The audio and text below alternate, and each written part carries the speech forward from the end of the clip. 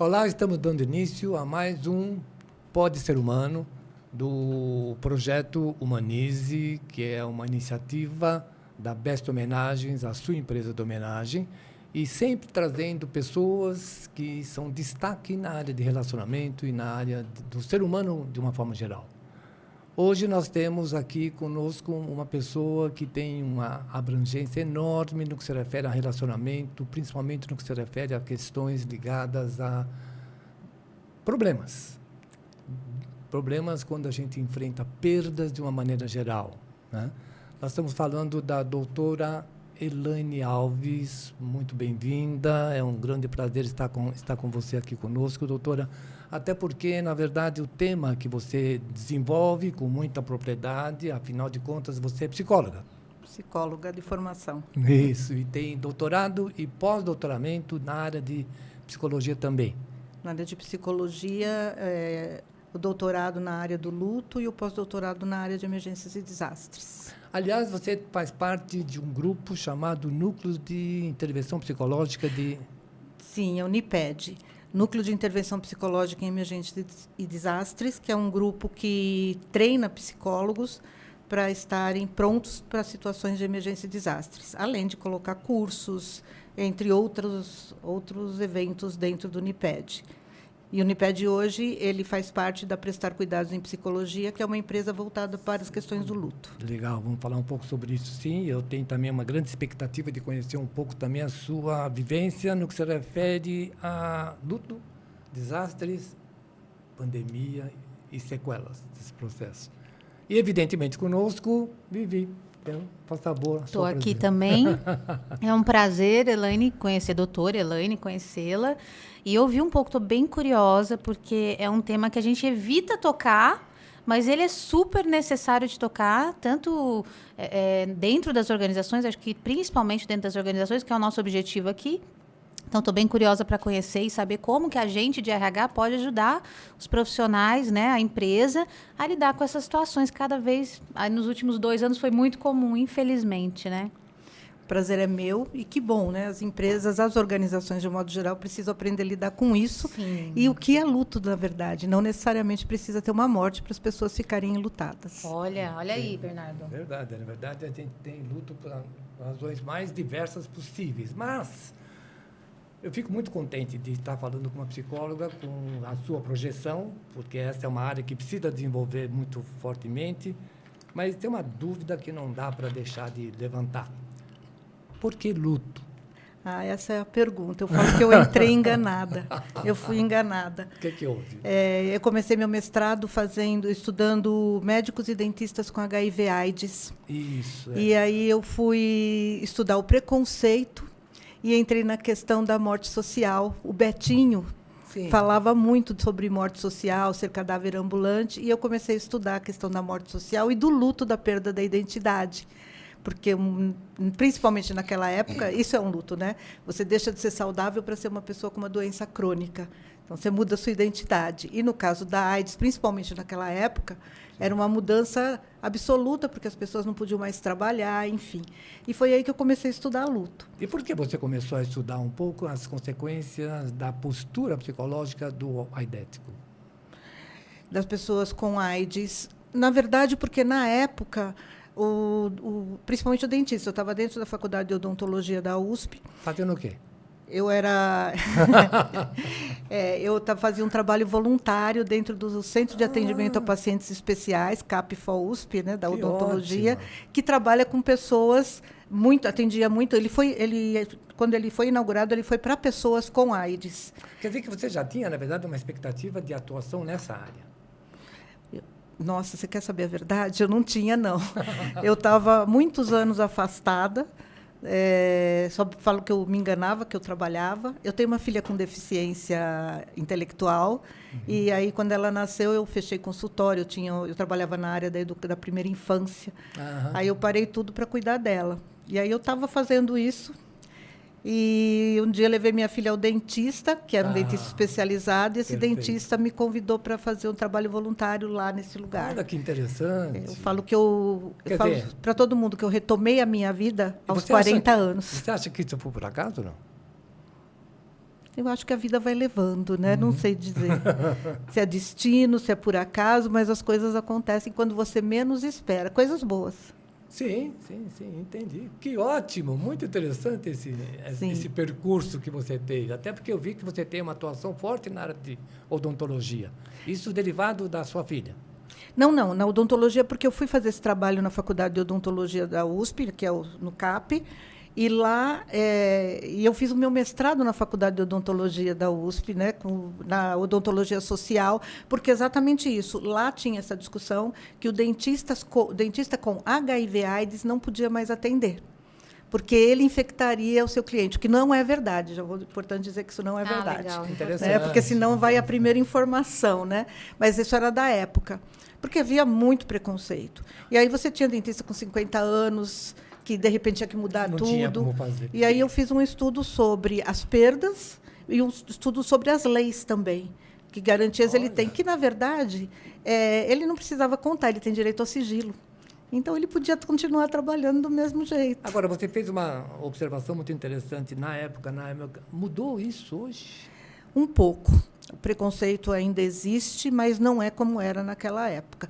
Eu diria que nós enfrentamos, inclusive nós fizemos esse comentário na pandemia, que nós não tínhamos visto ainda um preconceito tão forte, né, com pessoas com a Covid como na época do HIV/AIDS. Ainda lá foi pior, né, porque matava as pessoas, a sociedade matava as pessoas, né, e dessa vez a sociedade meio que se acolhe, porque todo mundo passava por isso.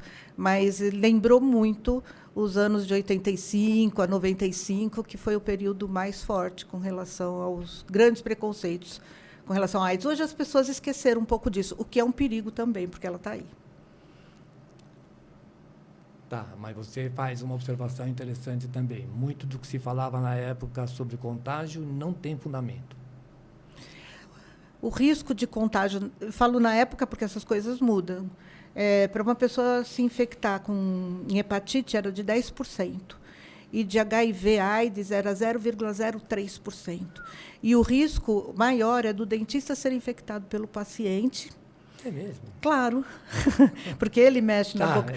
Para o paciente ser infectado por um profissional, o profissional precisa sangrar dentro da boca dele. E isso é raro. Na verdade, nós não temos casos. Temos 2 casos de pessoas que alegaram ter sido... lá atrás. Meu mestrado eu terminei em 2001. E eram 2 casos de pessoas que alegavam ter se infectado com profissionais da odontologia, mas que depois foi provado que não. Interessante. O maior risco da infecção pela AIDS é sexual. Em primeiro lugar, e muito, muito, muito lá atrás, veriam outras vias. Muito interessante você fazer essa correlação entre o distanciamento da AIDS e o da pandemia atual. Por mais que, na verdade, as dimensões sejam um pouco diferentes, os sintomas são muito parecidos. São parecidos. O medo... Acho que a reação das pessoas ficou parecida também, né? Eu acho que se falou muito, houve o preconceito e o medo, né? Com a AIDS tinha muito medo, mas ainda foi pior lá. Ah, sem dúvida. Sem dúvida. Isso que você falou, que a gente acabou... É uma coisa que eu não tinha pensado, né? Você começou falando que o luto é por muitas coisas. Eu queria entender um pouquinho, assim, porque, às vezes, na cabeça da gente, o luto é quando uma pessoa morre, né? E se você puder contar um pouquinho sobre isso, porque, na verdade, depois você falou que a gente matou, a sociedade acaba matando essas pessoas, mesmo enquanto elas estão vivas ainda. Morte social. Exatamente. Então, na verdade, os mesmos... Primeiro, o luto é o pior sofrimento de toda a existência humana. Então, um indivíduo, em toda a vida dele, ele não vai sofrer mais do que pelo luto, porque ele é um rompimento de vínculo significativo e luto, nós estamos falando de um rompimento sem volta, né? Porque aquilo acabou e sua vida muda a partir daquele momento.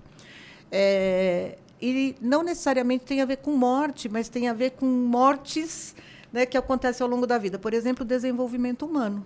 Você diria que ciclos são situações de... Então, o desenvolvimento humano. Morre a criança para surgir o adolescente, que morre para surgir o adulto, que morre para surgir o velho. Tem todo um processo doloroso nesse... Tem. Eu costumo dizer que a adolescência é o luto da infância. Que é um legal. processo, né? Sim, porque existe uma dificuldade. Morre o solteiro para surgir o casado, né? Morre a pessoa que não tem filhos para surgir uma pessoa. Se você fala com uma mãe, eu sou mãe, né?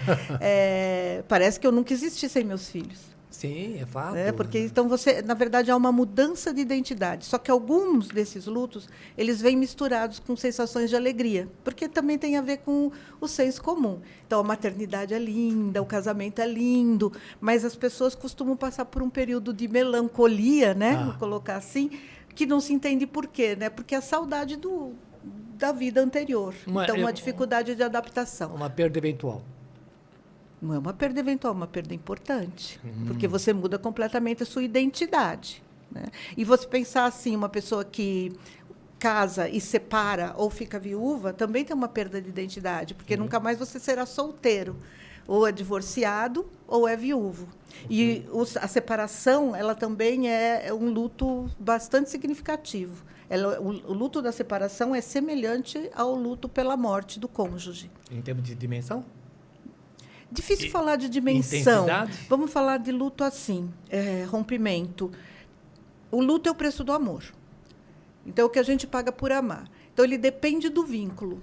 Quanto mais forte o vínculo, maior o sofrimento. Tá? Então, essa é uma questão. Mas vamos pensar nas questões corporativas. Okay. Demissão, Sim. Aposentadoria. Sim. Mas A perda de uma promoção. eu ia falar sobre isso, que aconteceu muito na pandemia, né? Algumas pessoas que tinham algumas promessas e, por conta da pandemia, da dificuldade econômica do momento, isso tudo ficou parado. Então, sim, tem um luto por essa perda, que é uma perda de algo que não aconteceu. Assim como uma boa equipe em que o gestor é promovido ou, enfim, ele sai dali, essa equipe pode ficar enlutada. Assim como o gestor também, e ele também pode ficar enlutado. Assim como ele também, a saída de alguém importante para ele, a promoção de alguém da equipe dele, pode deixá-lo enlutado. Eu vou perder pelo menos o contato. Porque em algumas situações a pessoa vai para outro país, para outra cidade, ou vai para um outro departamento onde não tem mais aquele contato. Então, são muitas as perdas, né? A aposentadoria, eu falo que nós chamamos de luto antecipatório, né? Porque você começa a ficar enlutado antes da morte acontecer. E a aposentadoria é algo que as empresas precisam olhar muito, porque a aposentadoria tem o marco da velhice. Você se aposenta, você é velho. Não importa a idade que você tem. Sim. É uma coisa da sociedade. Junto com isso, você perde completamente a sua identidade. Durante toda a vida, é assim, até o último dia de trabalho, nós temos conosco aquilo, o que nós vamos ser quando crescer? O que eu vou ser quando crescer? Porque você passa a vida investindo nisso. Ok. Né? Eu ainda faço cursos para melhorar a minha performance profissional. Ok. Quando você se aposenta, acabou. Isso ainda hoje, com essa longevidade aumentada? Infelizmente, ainda hoje. Nós estamos começando a trabalhar muito, porque isso é novo. Isso é novo. Hoje as pessoas vivem até 100 anos, existem outras perspectivas, mas a aposentadoria ela precisa ser muito bem pensada, porque para você ter uma velhice saudável, né, você precisa ter condições físicas, sociais, financeiras. Então, é preciso ter uma saúde adequada para aquela idade. Você precisa de um grupo social, esse é o maior problema, porque as pessoas não têm um grupo social. Porque todo mundo tem sua turma, né? Isso.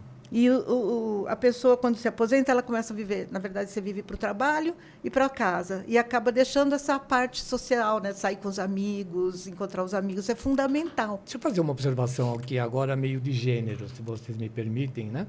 Por que a aposentada tem muito mais facilidade de relacionamento com suas partes do que o aposentado?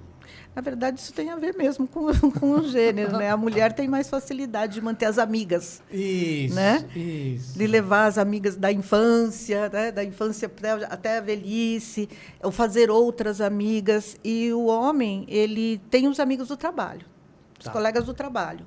né? Mas ele é difícil, por exemplo, aquele que que joga futebol no fim de semana, enfim, que vai para o clube. É muito importante a gente ter a nossa turma, porque tem uma coisa assim, agora eu vou curtir minha família. Você vai curtir a família 24 horas por dia durante 10 a 20 anos? Não né? A família não te aguenta. Não vai. Até, Vou curtir os netos, eles vão crescer. Não, você vai curtir a sua vida. Qual é a sua vida agora? O seu filho tem a turma dele, os seus netos têm a turma dele.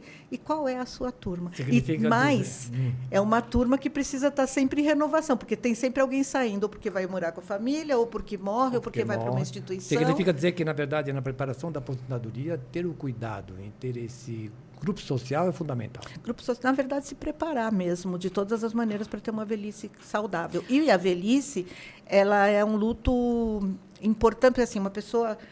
A velhice é um privilégio de poucos. Tá bom. Né? Mas essa pessoa já perdeu muito, já teve muitas perdas. E é uma pessoa com mais capacidade de enfrentar perdas. E as pessoas acham que, por ser velho, às vezes mais escondem frágil. Coisas dele. Exatamente. E, Elaine, qual que é a participação da empresa? Você falou isso é muito importante, a preparação para a aposentadoria, porque é um luto de diversas coisas, é um luto da minha utilidade para a sociedade, é um monte de luto envolvido aí. Qual que é a participação da empresa? Uma empresa que está preocupada com os profissionais, o que ela tem que fazer de forma prática para ajudar esses profissionais? Um investimento na preparação para a aposentadoria. Eu trabalho com algumas empresas que fazem isso. Mas não é perto da aposentadoria, mas eu acho que uns 5 anos, pelo menos, para a pessoa se aposentar, é preciso já começar. Na verdade, acho que o tempo todo é preciso dizer que aquele jovem vai se aposentar um dia se ele não morrer. Né? É verdade. Então, mas os últimos 5 anos, porque assim, é o que eu estava falando, eu investi muito para ser psicóloga, aí, de repente, eu sou aposentada. Você não vai mais dizer que você é administrador, não. Você é gerente, você é caixa, né? Você agora é só aposentada. A Elaine, só a Viviane. E eu acho que é pior, porque a Elaine ainda pode ter uma utilidade. Quando você olha o aposentado, você olha... Isso é uma questão de preconceito social. Isso é um estigma. Senso Sim, comum, porque... é um estigma. O aposentado é alguém que não faz nada, que está ali para atrapalhar, enfim. Isso precisa mudar, porque somos todos nós, né? Isso. Então, perdão, Bernardo, só para a gente... essa preparação, como é que a empresa tem que fazer de forma prática? É difícil dizer, eu acho que cada um tem um jeito, mas eu acho que precisa ser em todos os sentidos, né? E preparando as pessoas, seja com workshop, seja com cursos ou com palestras mais frequentes. Algumas empresas fazem isso em uma semana, por exemplo, né? Quando a pessoa já está assinando... Não. Eu trabalho com uma empresa que tem um projeto, e o projeto dela é fazer isso. Ela começou quando a pessoa estava saindo, mas o projeto dela é fazer isso até 6, 7 anos antes da aposentadoria. Mas a pessoa pode vir com 40 anos, ainda tem 10 para se aposentar, mas ela vem para esse preparo da aposentadoria, que é de uma semana. Então, é um intensivão, vamos dizer assim. Um workshop. As pessoas não trabalham e ficam lá o dia todo. Ou você também pode ir fazendo por fim de semana, ou fazendo, enfim, ao longo do tempo, mas é preciso fazer isso com um advogado que vai falar sobre questões de herança, por exemplo. Ótimo. Né? Porque as pessoas se enganam muito com relação à herança, e isso é uma perda significativa. Né? Eu achava que ia para mim, porque eu sou a segunda mulher, e foi tudo para a primeira mulher, né? Ou foi para o filho. Entende? Com médicos, para poder falar sobre a saúde, com alguém do INSS que possa falar sobre o fundo de garantia, sobre a aposentadoria mesmo, como que funciona, se é uma instituição que tem algumas coisas próprias com relação a isso. Eu estou pensando... Apoio psicológico. Apoio psicológico. A parte da psicologia, eu geralmente entro nisso para falar sobre o que é aposentar. E eu falo desde a perda da aposentadoria até a morte, porque isso... Na aposentadoria, nós entramos num ciclo para morrer, né? Eu falo que as pessoas dizem assim, que quando algumas dizem que você nasce e começa a morrer. Eu sou contra. Eu não acho isso. Eu acho que quando você nasce, você começa a se desenvolver. Eu penso sempre no limoeiro. Quando você olha o limãozinho neném, você nunca fala, ai, que pena, ele começou a morrer. Né? Você fala, ai, agora ele vai crescer, né? Ficar maduro, aí tá bom. Depois de maduro, ele começa a estragar. Sim, é o ciclo. Então, somos nós. Esse é o fato. Quando nós nascemos, nós começamos a amadurecer. Agora, tem que levar em consideração, na verdade, que essa postura é muito particular, porque tem visões de todos os tipos. Mas acho que, com certeza, mas acho que é pensar no seguinte, o ciclo de desenvolvimento humano vai da infância à velhice, mas a velhice é um privilégio. Okay. Então, assim, você nasce e começa a amadurecer até ficar maduro. Se quando você chegou na maturidade, você deu a sorte de não morrer até lá, né? Porque você pode morrer até lá, se você deu a sorte de não morrer até lá, na maturidade você é obrigado a olhar para a sua morte. Sim. Porque dali para frente você vai fazer esse caminho, mesmo que dure 50, 60 anos. Até porque, na verdade, é inevitável para qualquer um. Exatamente, ainda bem, né? Porque o mundo seria insuportável se ninguém pelo morresse. Amor de Deus. Mas eu penso que é dessa maneira, Mas entendeu? eu fiz essa pergunta por uma outra questão. Durante o trabalho de pré-aposentadoria nas organizações, tem profissionais que resistem de participar para não pensar no assunto? Depende muito do programa, né? Algumas pessoas são convocadas, chega naquele momento eles sabem que tem que ir, outros participam se quiserem. E aí não é nem uma questão de pensar na aposentadoria, ou aqueles que, eu lido bem com isso, né? Mas é uma questão de eu não tenho tempo para isso. Ou alguém esse que é o que a gente vive. Não queira pensar na hipótese. Mas quando nós fazemos esse programa, e principalmente nesse que as pessoas são convocadas, que eu acho que é muito legal, porque faz parte do programa da empresa. Sim, né? tá claro. Isso é legal. Tem muita gente que, porque eu faço uma atividade em que eles têm que falar o nome deles e a profissão. Então, eu sou Elaine, sou psicóloga, né? Eu sou o Bernardo, sou caixa, sou chefe de cozinha. E aí a rodada volta, onde eles têm que falar o nome deles, eu sou Elaine aposentada. Legal. E tem pessoas que não conseguem nem falar. Diz que Rainha Elizabeth não consegue falar, não se aposenta. Ela vai se aposentar o ano que vem. Tá se preparando, não sei. Eu também tenho Vamos ver. Ela não está conseguindo enfrentar essa parte não, viu, Elaine? Está faltando nessas aulas. Tem pessoas que não conseguem nem falar. Mas, por outro lado, tem gente que fala assim, aposentado. E aí eu falo, tomem cuidado com isso. Porque, finalmente eu vou me aposentar, finalmente vou poder pescar. Então, 24 horas durante 20 anos, você vai ficar pescando, né? Elaine, não sei se faz sentido, mas eu tenho visto muito mais gente jovem, sei lá, com 30... Não, quero trabalhar até 30, quero trabalhar até 35, quero me aposentar. Isso está acontecendo mesmo? Porque tem um objetivo de ganhar o seu sustento para poder aproveitar a vida. Mas, de novo, aproveitar a vida precisa ser algo melhor pensado. O que é aproveitar a vida? Para alguns, pode pegar um veleiro e passar o resto da vida velejando pelo mundo. Né? Nós temos alguns exemplos.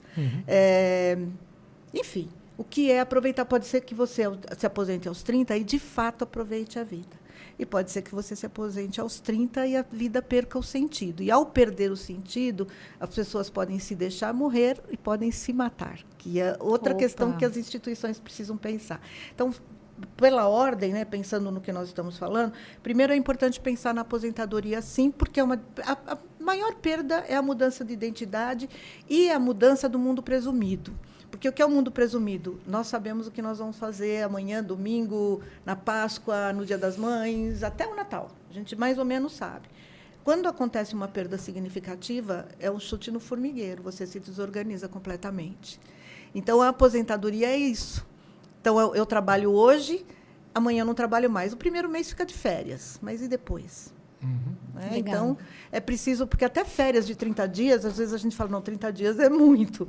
Né? Então, essa é uma questão fundamental pela perda da identidade e a perda da rotina. Nós precisamos de rotina, a rotina nos organiza. Certo. Então, uma das coisas que se pode fazer nesse período é, de repente, determinar uma rotina, organizar uma rotina após a aposentadoria. Exatamente. Não é, se der eu faço academia, não. É pensar numa vida uma vida pós-morte, né?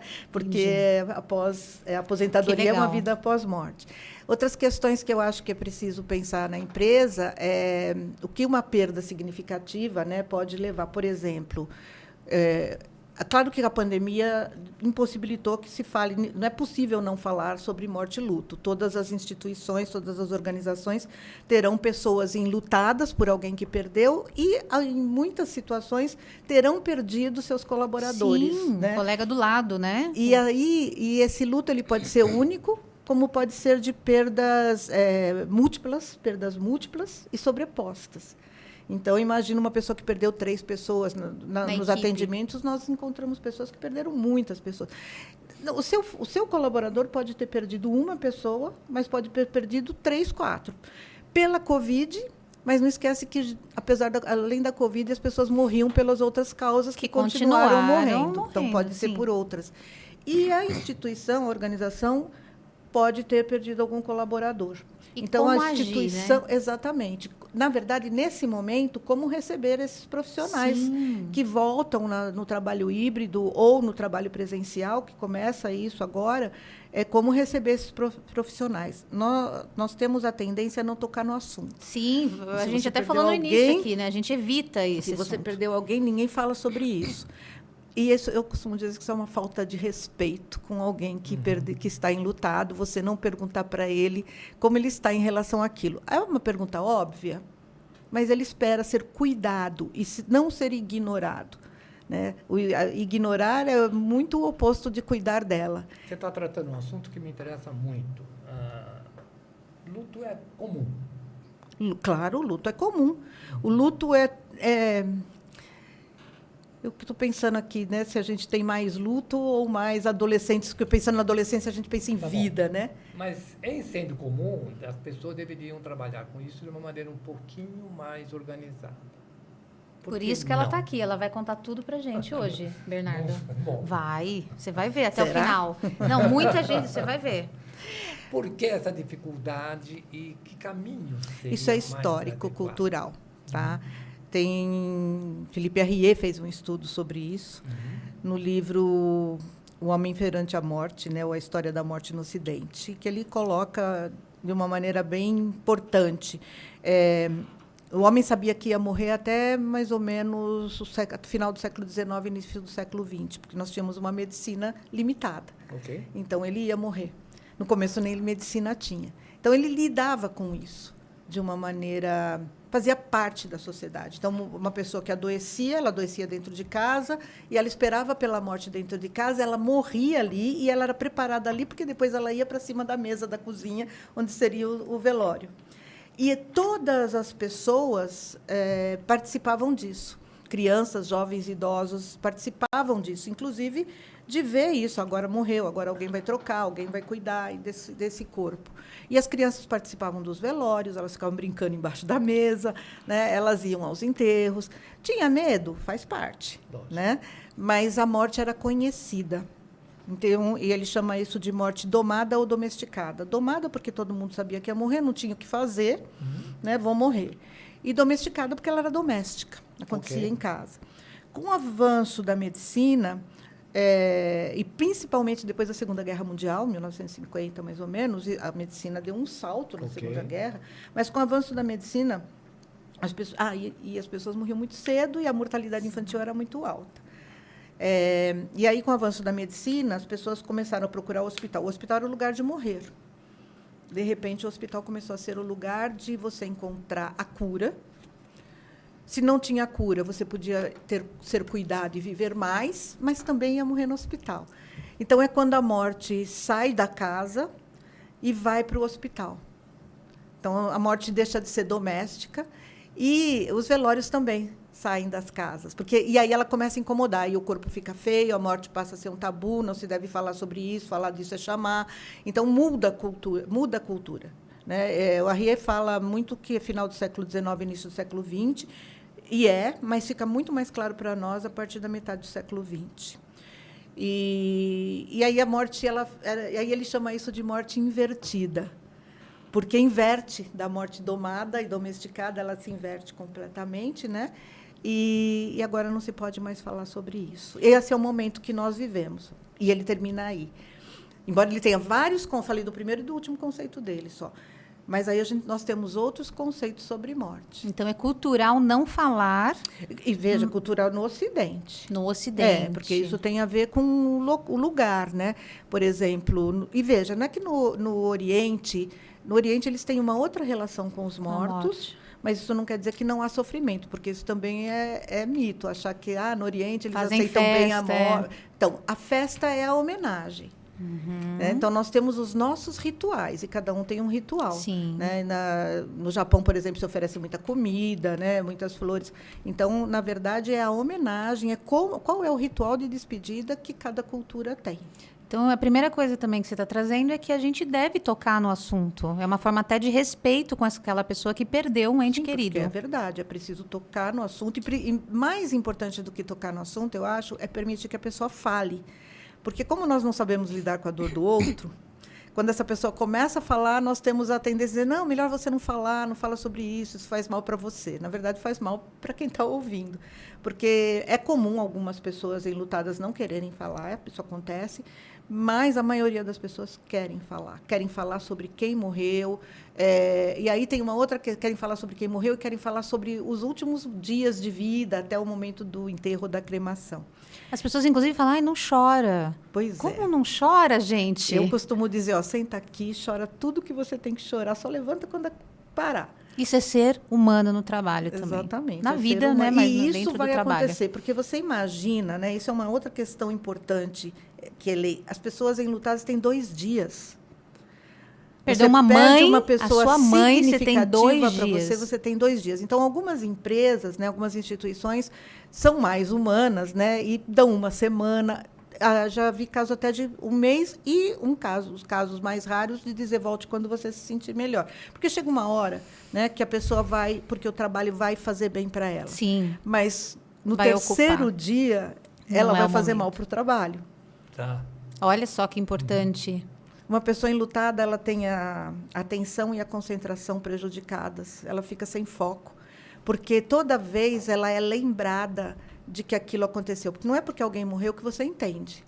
Você faz parte de todos os rituais, sim. mas aí você quer tomar banho e dormir no dia seguinte encontrar a pessoa. E vai fazer tudo para que ela volte. Mas daí eu pergunto, qual deve ser o procedimento que se poderia seguir para o atendimento? Recomendado, né? Por alguém que está em luto. Como lidar com um colaborador enlutado? Não. Qualquer pessoa? Como o enlutado poderia trabalhar.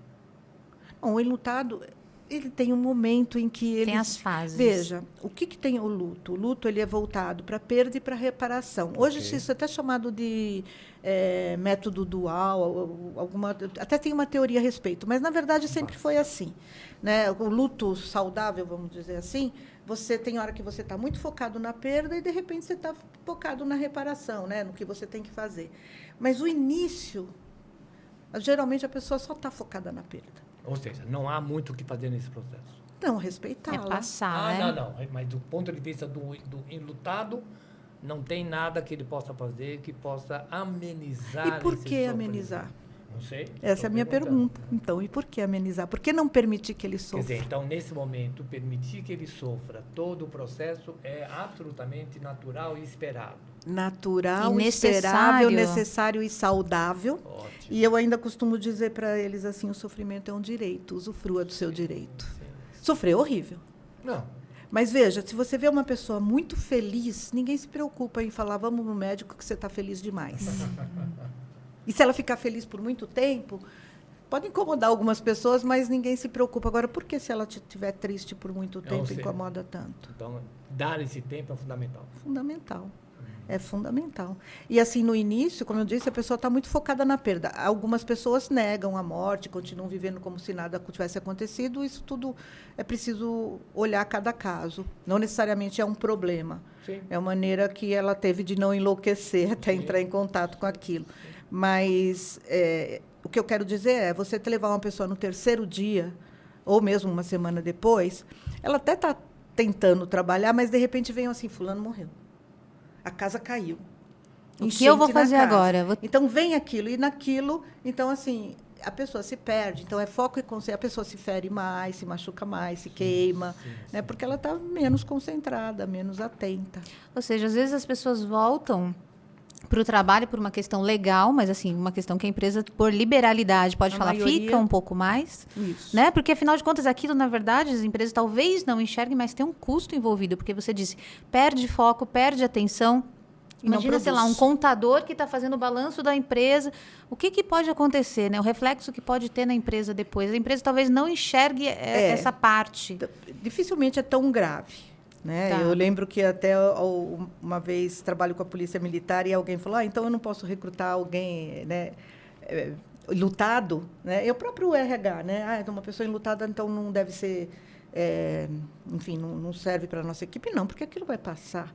Isso não muda quem ela fase. é. Aquele é um momento, né? E às vezes aquilo ajuda muito. Tem várias reações. Tem pessoas que no dia seguinte do enterro querem trabalhar e se colocam porque não querem pensar nisso. Então, esses 2 dias, para elas, está tudo ok. Mas, para a maioria das pessoas, elas não estão preparadas para voltar no 3º dia. Talvez a empresa dá o direito da pessoa falar assim, olha, fica mais uns dias. O que você prefere fazer? Exatamente, cada um é um. Né? Então, eu acho que tem a questão do ser humano, né? Do Antes poder de ser qualquer humano, coisa, né? sim. Do poder ser humano, Agora, né? o luto é contagiante? Não. As pessoas que participam do processo sofrem o mesmo tipo de... Não, porque depende do vínculo, lembra? Tá.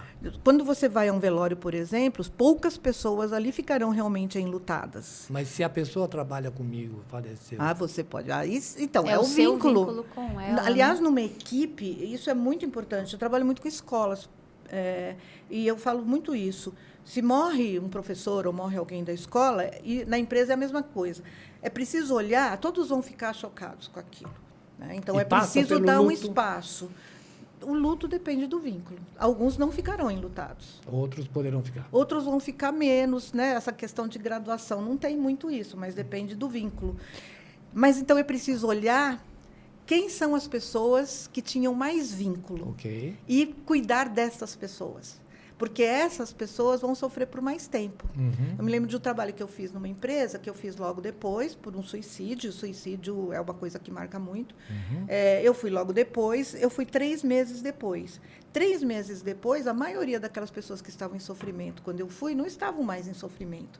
Mas existiam pessoas que diziam, olha, eu ainda tenho a sensação que vai entrar por essa porta. Sim.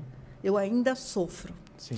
E que tipo de trabalho é esse que você faz? Porque eu imagino, eu ia te perguntar isso, quando um membro da equipe falece, né? Como lidar com aquela equipe? Porque imagino que produtividade, dependendo do vínculo, né? Que você já disse isso, sei lá, se é uma pessoa muito querida, as pessoas vão ficar muito abaladas. É uma equipe, como que aquela equipe vai produzir? O que se pode fazer em termos de gestão?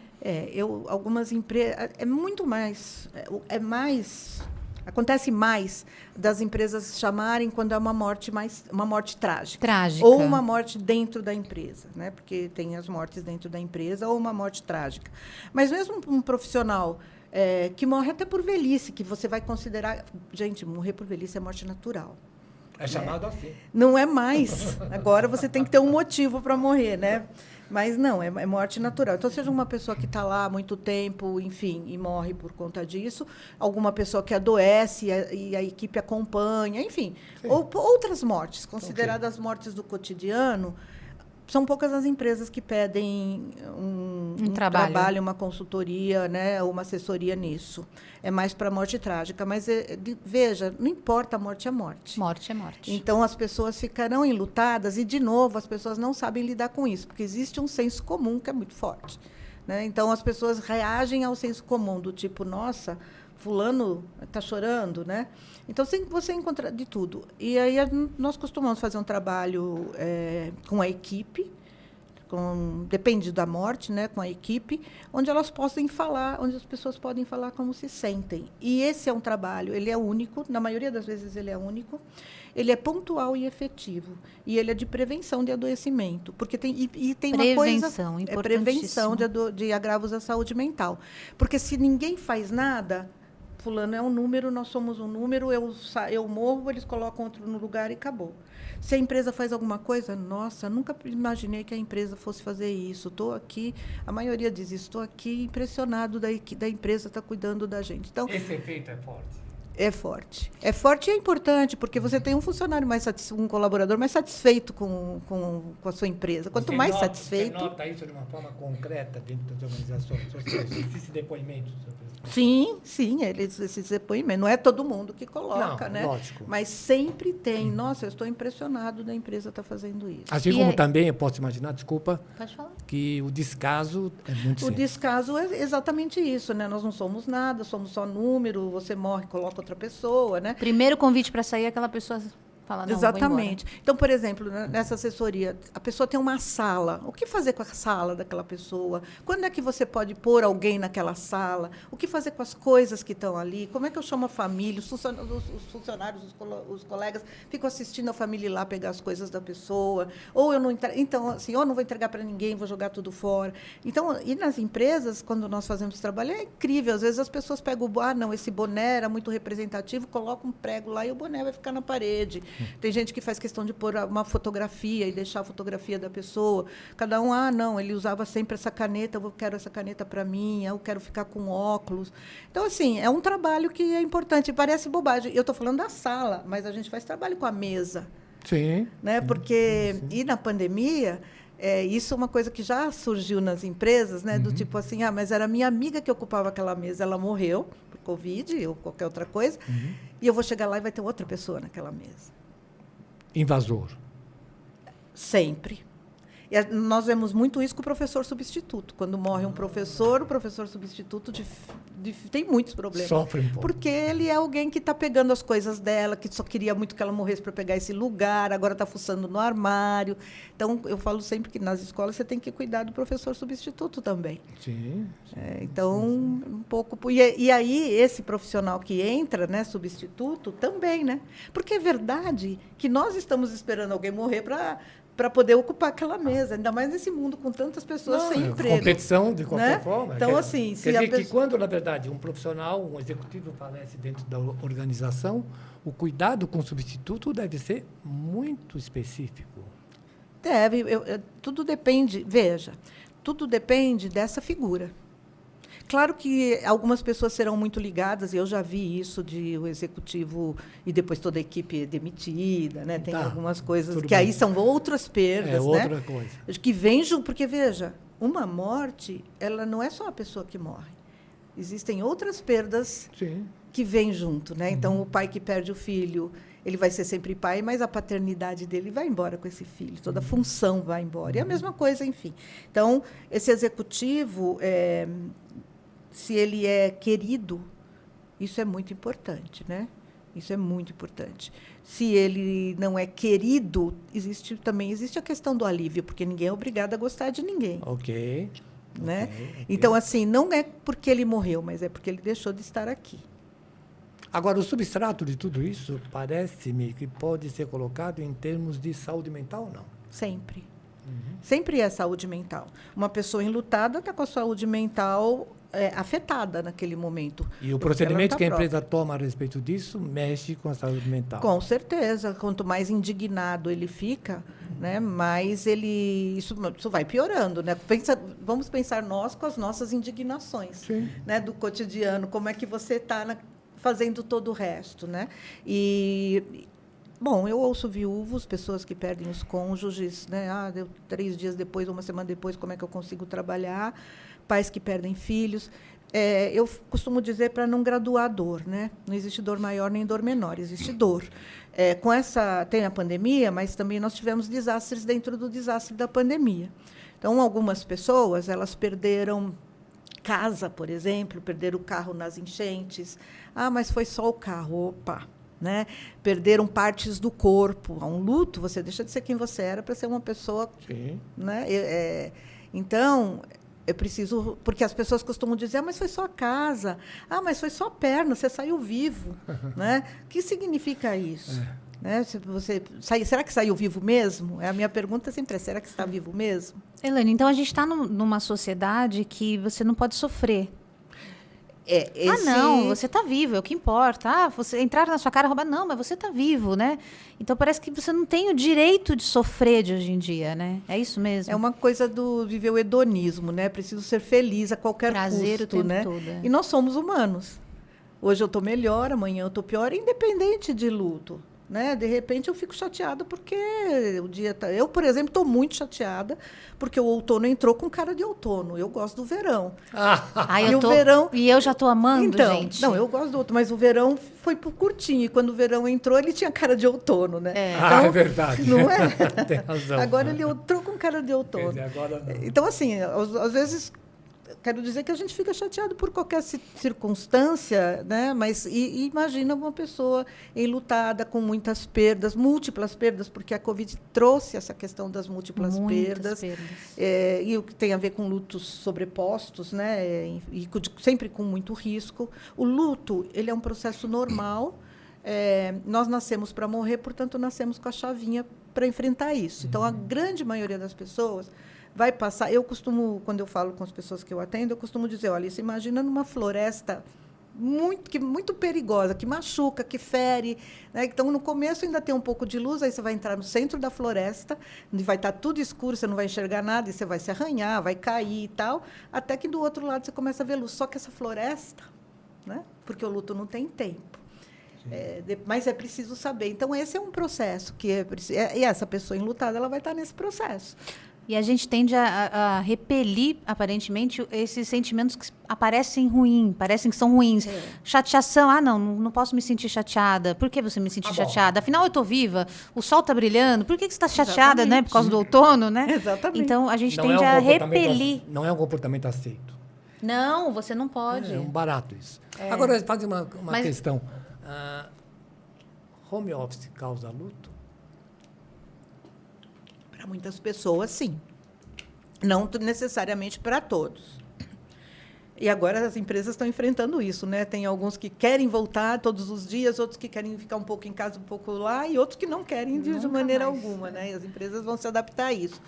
Mas, veja, principalmente no início da pandemia, nós tínhamos o mundo presumido, né? De segunda a sexta, sei lá, né? Estou trabalhando às 8 às 18, sei lá. E, de repente, foi dito, a partir de segunda-feira vai ficar todo mundo em casa.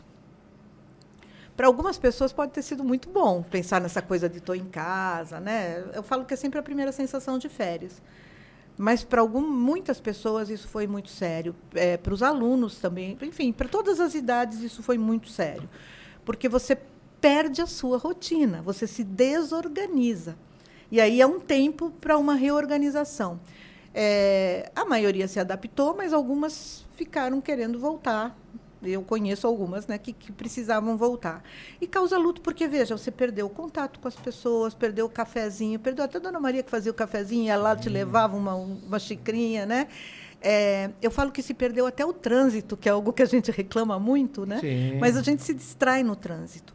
Então, sim, você houve uma ruptura significativa que desorganizou as pessoas. Os jovens que estão numa idade que eles querem se afastar dos pais e construir sua identidade social, querem estar com os amigos, foram obrigados a voltar para ficar com quem eles não querem ficar, que estão lá incomodados porque eles estão no quarto. As crianças que estavam começando a ir para a escola para aprender a sociabilização, né? Elas tiveram que voltar. Era o momento de sair também de perto dos pais para encontrar o mundo, tiveram que voltar.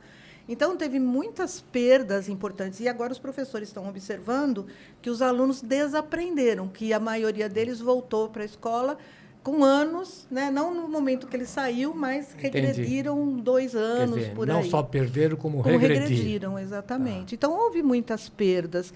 E cada um que você atende na pandemia fala das coisas que perderam, né? Teve pessoas que se foram. Bom, esse é um ano que está sendo de formatura e casamento. Todo mundo já reparou isso. Porque, nesse período, as pessoas... eu me formei, mas parece que eu não me formei. Sim. Porque eu estava em casa, aí terminou, falou, bom, agora a faculdade acabou. Agora o curso acabou. Não teve uma passagem, né? Um rito, né? Isso é importante para a gente, né? Perde o ritual. Isso é muito importante. Nós somos balizados por rituais.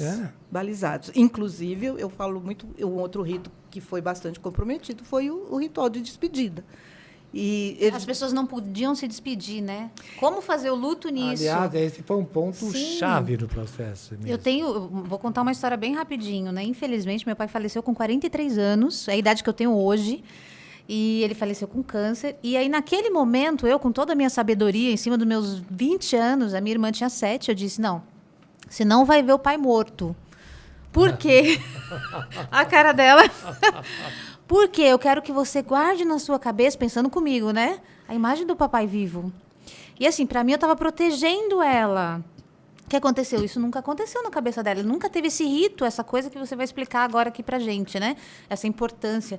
E aí, bom, ela foi conseguir fazer esse luto depois, ela tinha 7 anos, depois dos 15, 16 anos que ela foi fazer terapia para entender isso, e hoje, inclusive, ela é psicóloga, né, para poder ajudar outras pessoas. Então, a importância desses rituais mesmo, né? Acho que você toca num assunto delicado. Isso ainda acontece, né, de as pessoas não quererem falar para as crianças, porque elas não precisam saber, e também não contar para os velhos, porque eles também não precisam Tem que saber. ser poupados. Né? A maioria das pessoas aguenta más notícias, mesmo na UTI, né? Mesmo acamados, mesmo na UTI. Todas as pessoas têm direito, e eu sempre coloco isso das crianças, né? A criança tem direito à verdade, à própria história e a despedidas. E os outros também, doentes, velhos. Sempre que nós achamos que alguém é vulnerável, é preciso pensar que ela tem esse direito. E a verdade é que o problema não está nem na criança, nem na outra pessoa que está doente ou que é velha. O problema está no portador da notícia.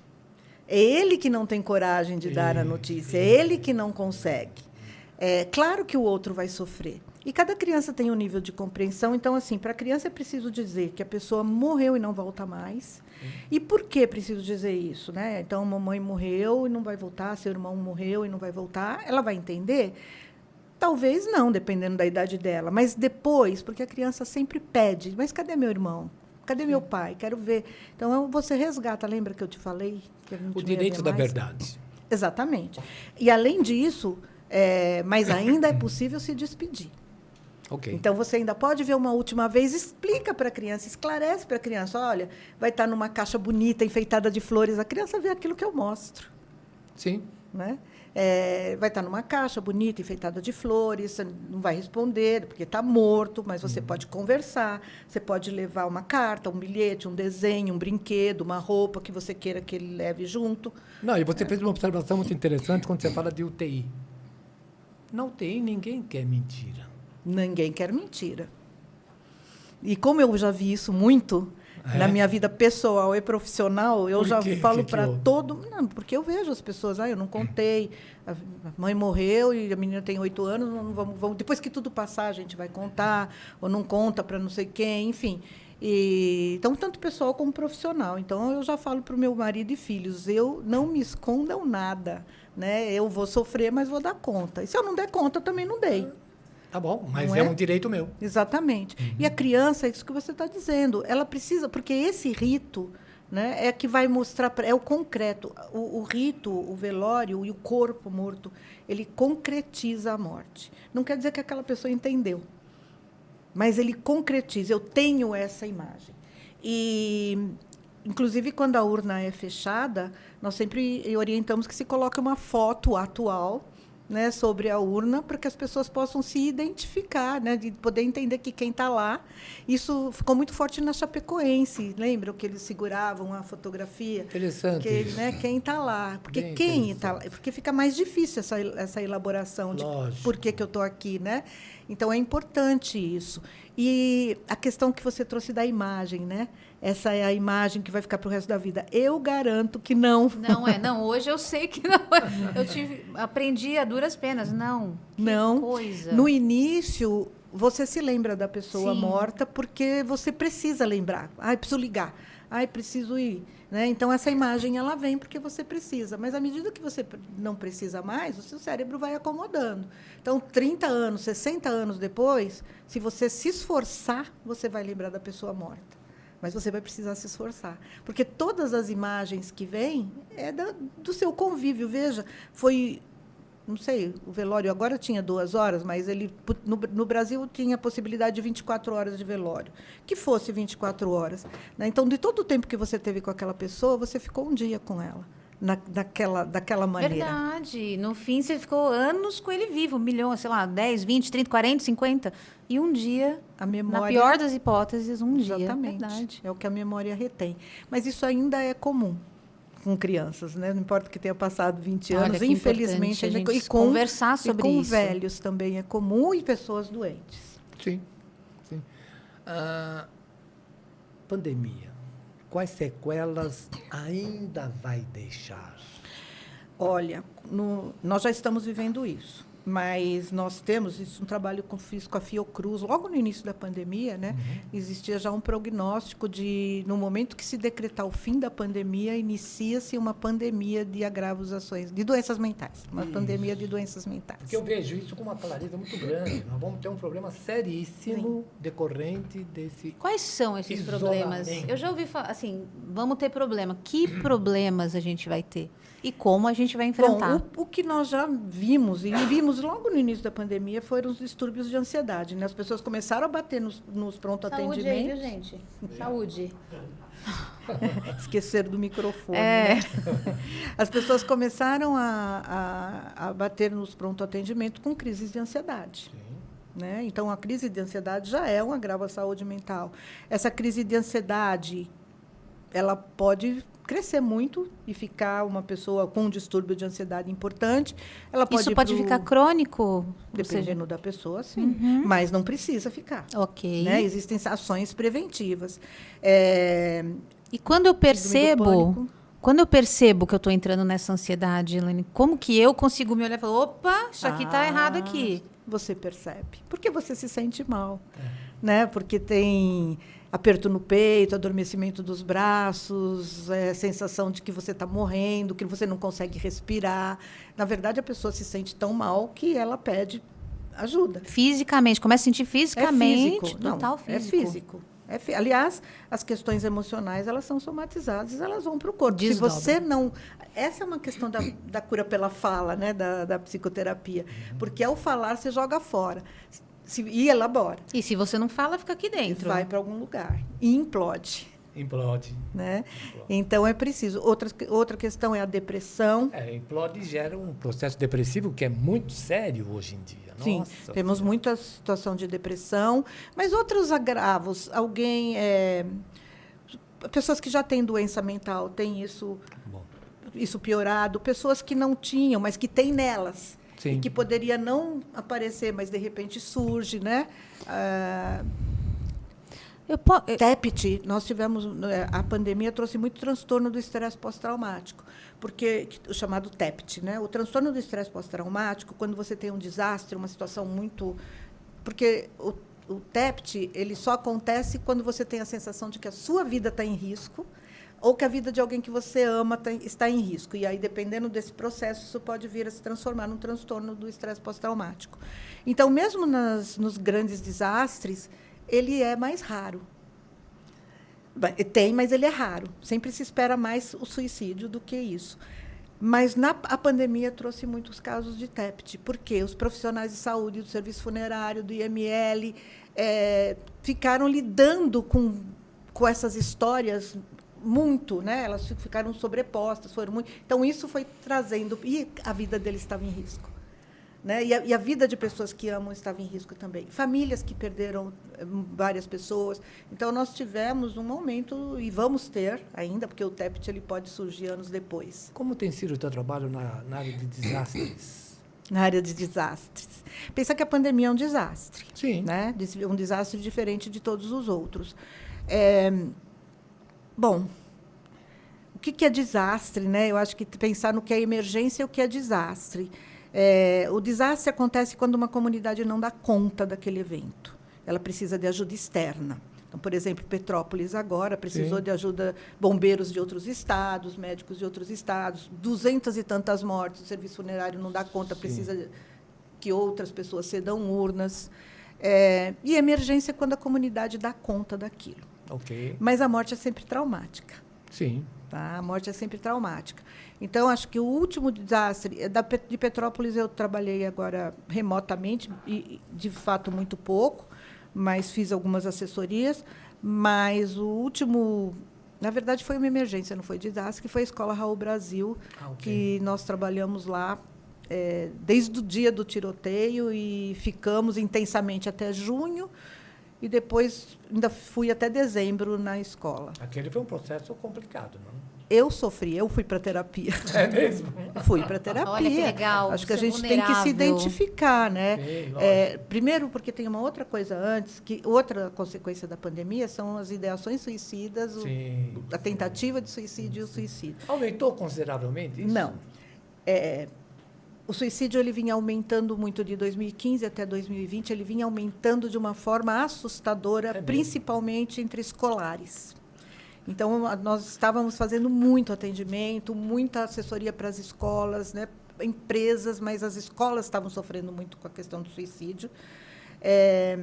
E, de repente, veio a pandemia.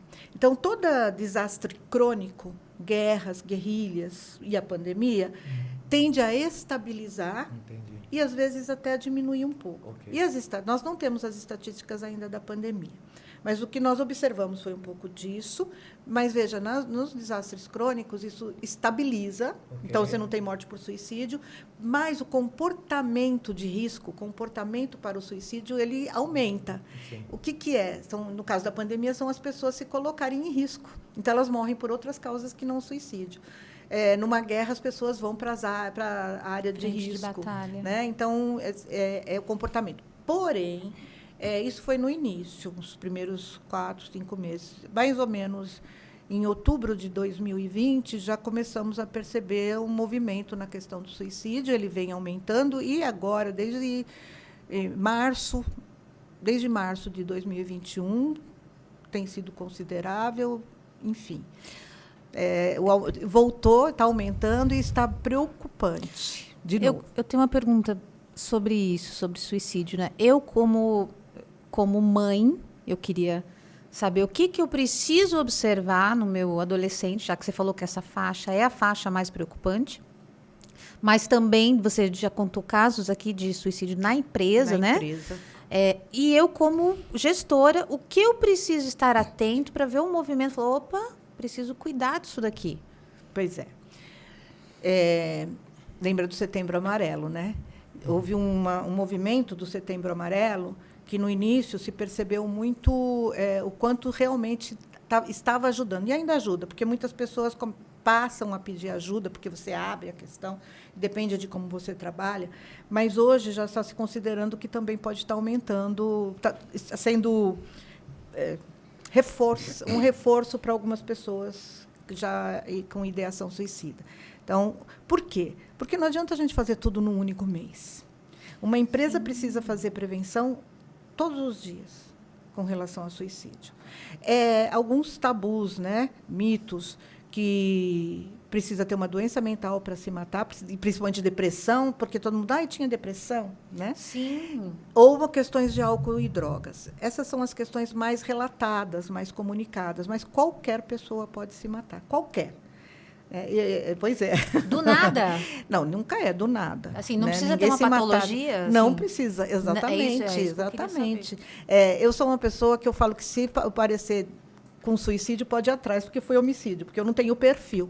Né? Algumas pessoas não têm esse perfil. Pode ir atrás. Você já deixou isso em testamento? Deixei, eu não vou me matar. Porém, quem garante que não pode acontecer um evento em que eu não encontre recursos internos para enfrentar? Naquele momento. Lógico. E aí, de repente, eu pulo pelo primeiro buraco que eu encontro. Lógico. Então, qualquer pessoa, a vida pode ficar insuportável. Tá? Então, essa é a primeira questão do ouvir, perceber, né? Perceber aquele colaborador. E quem é que vai perceber isso? As pessoas que estão no entorno, né? O gestor ali, o líder daquele lugar. Só que, às vezes, as pessoas percebem, mas não comentam, ou então encaminha para a psiquiatria, como se isso fosse resolver. Não é só isso. É preciso haver um acolhimento, é preciso não olhar para aquilo com o tal do preconceito. Né? Fulano tem depressão, então é chato, é frescura. Você me traz uma questão terrível. Desculpa, mas eu vou interferir um pouco. O que pensar da educação atual, em que os pais estão muito mais preocupados com outras coisas do que com seus filhos? Eu não sei se os pais estão preocupados com outras coisas. Eu acho que os pais se preocupam com os filhos. Tem uma mudança, né? Tem uma mudança social aí. Eu acho, né? Mas é verdade que os pais estão mais vulneráveis, mais inseguros, né? Então, nós estamos vendo isso já mais ou menos desde a década de 80. Isso. Esses pais vindo, né? E aí, assim, pais inseguros criam filhos inseguros, que serão pais inseguros, né? E aí nós vamos tendo isso. Tanto que nós temos aí a geração floco de neve, né? Que derrete, isso é fato, se na coloca. Tua opinião? Isso é. Eu acho que tem o lado que de fato. Veja, o que me chama muito a atenção? Os pais têm medo dos filhos. Os pais passaram a ter medo dos filhos. E os filhos é que impõem limites para os pais, e não os pais que impõem limites para os filhos. Houve uma inversão. O ser humano precisa, principalmente criança, até o adolescente, até agora eu posso perguntar para você o que eu faço. Sim, né? lógico. Mas na educação, o ser humano precisa saber até onde ele pode ir. E até onde ele vai, o que ele pode fazer. Então, nós tivemos uma educação muito repressora. Mas você respeitava os velhos, não sei o quê. Tá. A questão de respeitar ou não os velhos não está na educação repressora, mas na educação que aquele indivíduo recebe. Hoje, não se respeita mesmo. Aquela coisa de respeitar os mais velhos, que eu tive na minha geração, hoje isso não existe. Todo mundo é de igual para igual. Okay. E não é de igual para igual. Né? Eu acho que algumas pessoas têm mais conhecimento, né? Até por ter mais tempo de vida. Enfim, essa criança ela precisa saber até onde ela pode ir. E ela pergunta. Qual é a pergunta dela? É ultrapassando o limite. Ela testa. Não põe o dedo na tomada. Ele põe o dedo na tomada. Até que você coloque alguma coisa lá ou até que ele leve um choque. Sim. E aí, o que está acontecendo é que eles estão ultrapassando os limites e eles não têm reação. Não é nada dizendo para ele. E aí eles vão. Porém, tem uma outra questão. O limite, ele traz frustração. Ok. E a criança precisa ser frustrada, porque a vida é uma grande frustração. Né? É um treinamento. Exatamente. O suicídio está ligado à falta do limite de frustração? Não vamos colocar o suicídio aí. Não, sim, eu estou perguntando para a gente O que eu estou falando entender. da questão da frustração é que a criança, os pais vão dando tudo, até porque eles não aguentam o sofrimento dos filhos. Então, se ele quer a água... então, é sobre ele também. É sobre ele também. Porque ele está inseguro, ele foi criado dessa maneira. E aí ele vai cedendo, Na verdade, é uma preparação para a situação de vida. E essa criança não se frustra, né, muito. E aí onde que nós percebemos, e aí sim pode entrar, é o rompimento amoroso. Porque é a primeira frustração que os pais não podem intervir. Eu lembro que quando a primeira namorada do meu filho terminou com ele, eu queria bater nela. Como assim ela não gosta do meu filho? Como assim? Ele é incrível, ele é maravilhoso. Eu acho, exatamente. Mas eu tive que ficar do lado dele ali, né, pondo a bolsa de água quente no sofrimento dele. Muito legal. Só que algumas, não é? Só que alguns... e aí é onde as pessoas não estão aguentando. Né? Então, muito rompimento de jovens tem acontecido suicídio. Agora, veja, o suicídio, vamos trazer essa questão para o suicídio, que é importante. Não existe nunca um único motivo para o suicídio. Tá? Eu falo que o suicídio, eu coloco em 3 pontos para tentar esclarecer.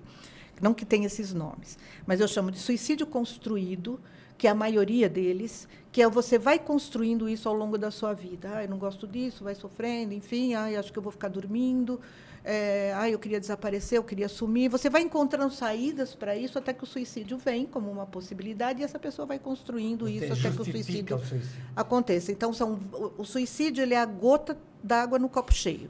Okay. Então, nós, inclusive, chamamos de fator precipitante. Fulano foi demitido, então eu estou com ódio do chefe, porque é por causa disso que ele se matou. Não, não é.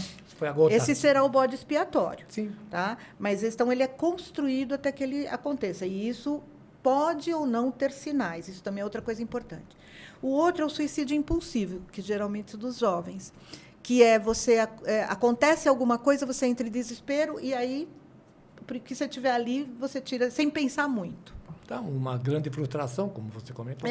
O suicídio impulsivo. E o outro, que eu não consigo dar um nome, que é para aquele suicídio que vai acontecer, independente do que você faça. São pessoas que nascem para morrer, né? Onde elas colocam isso e não importa o que você faça, ela vai se matar. Isso é meio sério até para colocar nisso, meio mas difícil dar um nome para isso. Mas também, mas é real.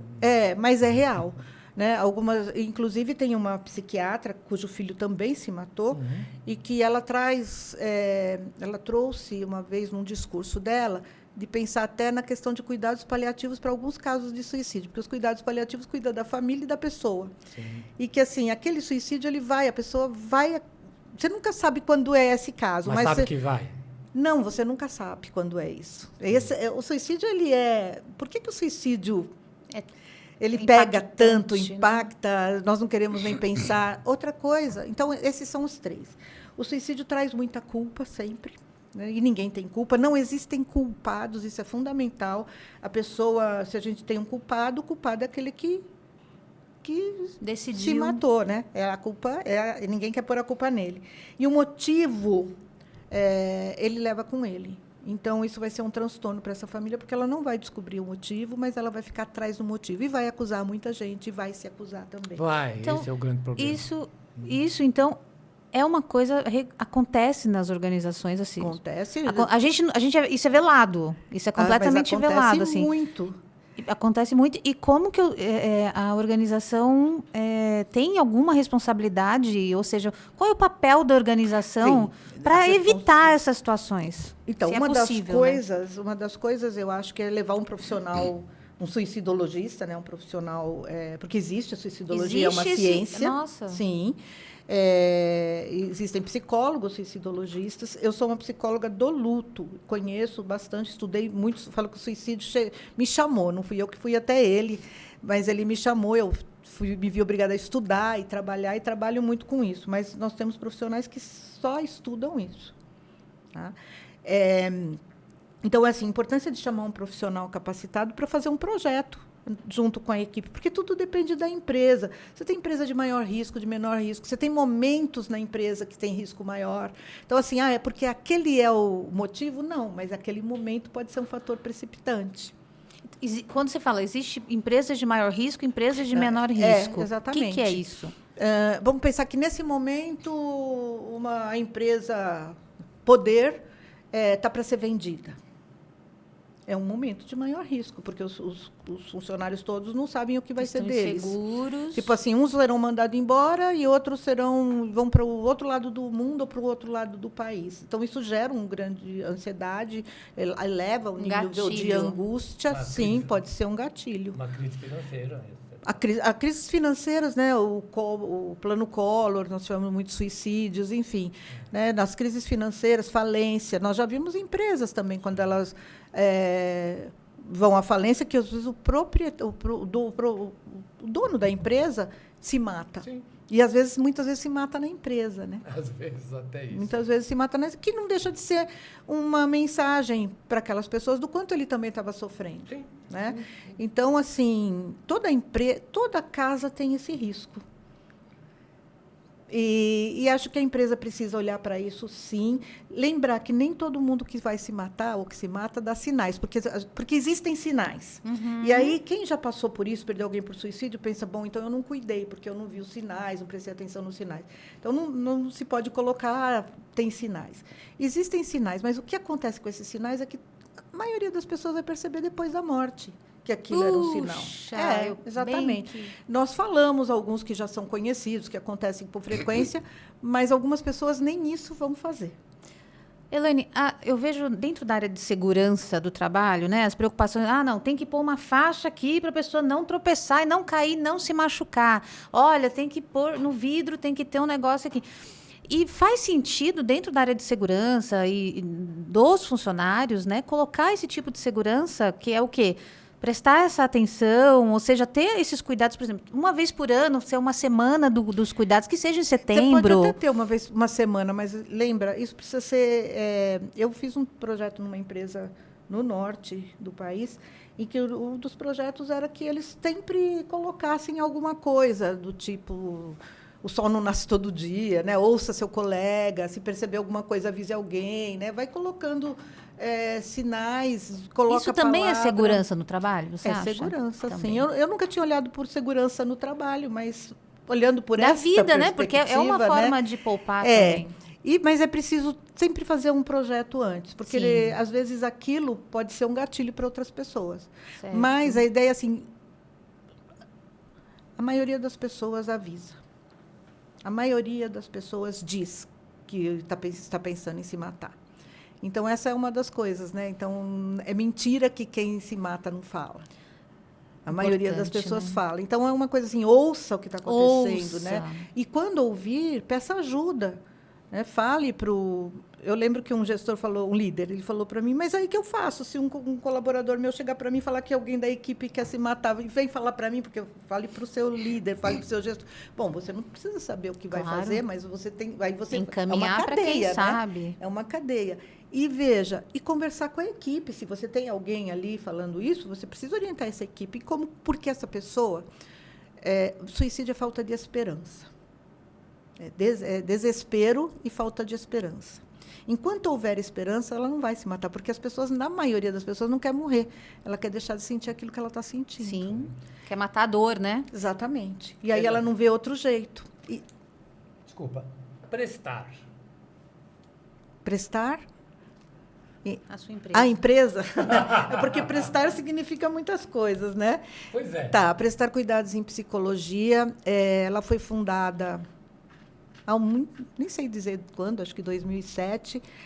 Primeiro porque nós íamos fazer uma empresa pedir um curso para os seus profissionais de saúde e de preparação para a morte, para os profissionais de saúde, para lidar com essas questões.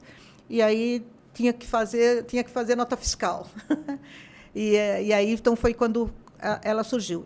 Porque nós já dávamos vários cursos, Entendi. mas não fazia tanta consultoria ou assessoria. Começou pelos cursos. Sempre em luto.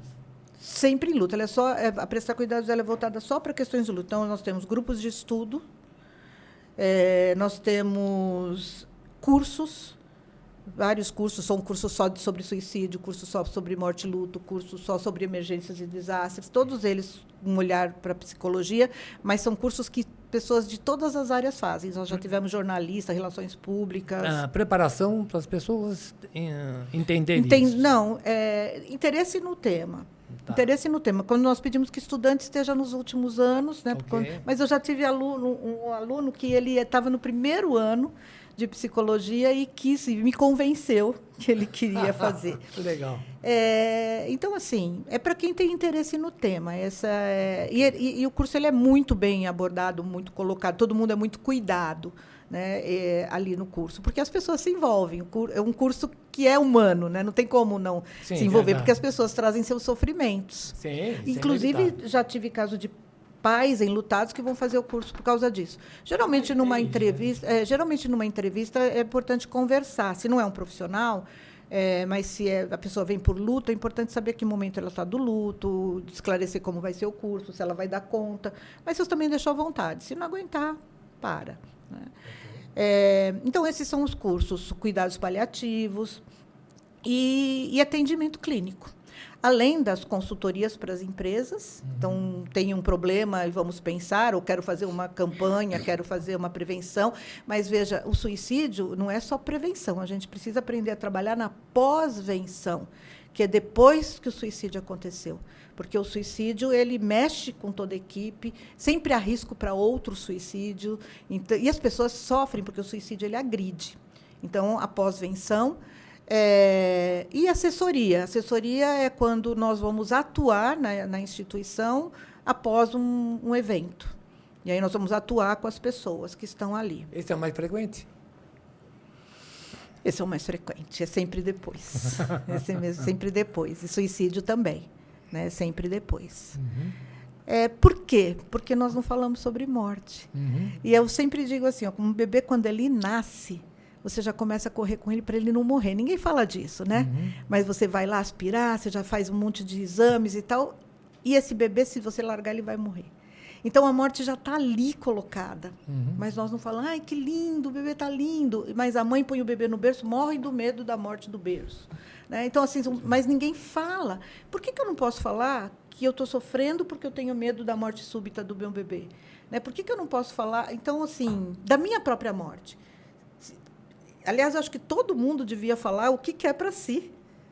É importante que o outro saiba o que você queria. Porque é importante, inclusive, para ele. Porque a gente vê as pessoas, mas o que eu faço agora? O que será que ele queria? O que será que ele não queria? Inclusive, e você falando isso, me lembrei que eu falei para o meu marido que eu sou doadora de órgãos. Ele, não venha com essa história, não me fale sobre isso. Isso é uma coisa tão importante, né? Porque, inclusive, doação de órgãos é conseguir manter a vida de outras pessoas, né? Então, mesmo a gente falando de morte, a gente também está ligando a vida.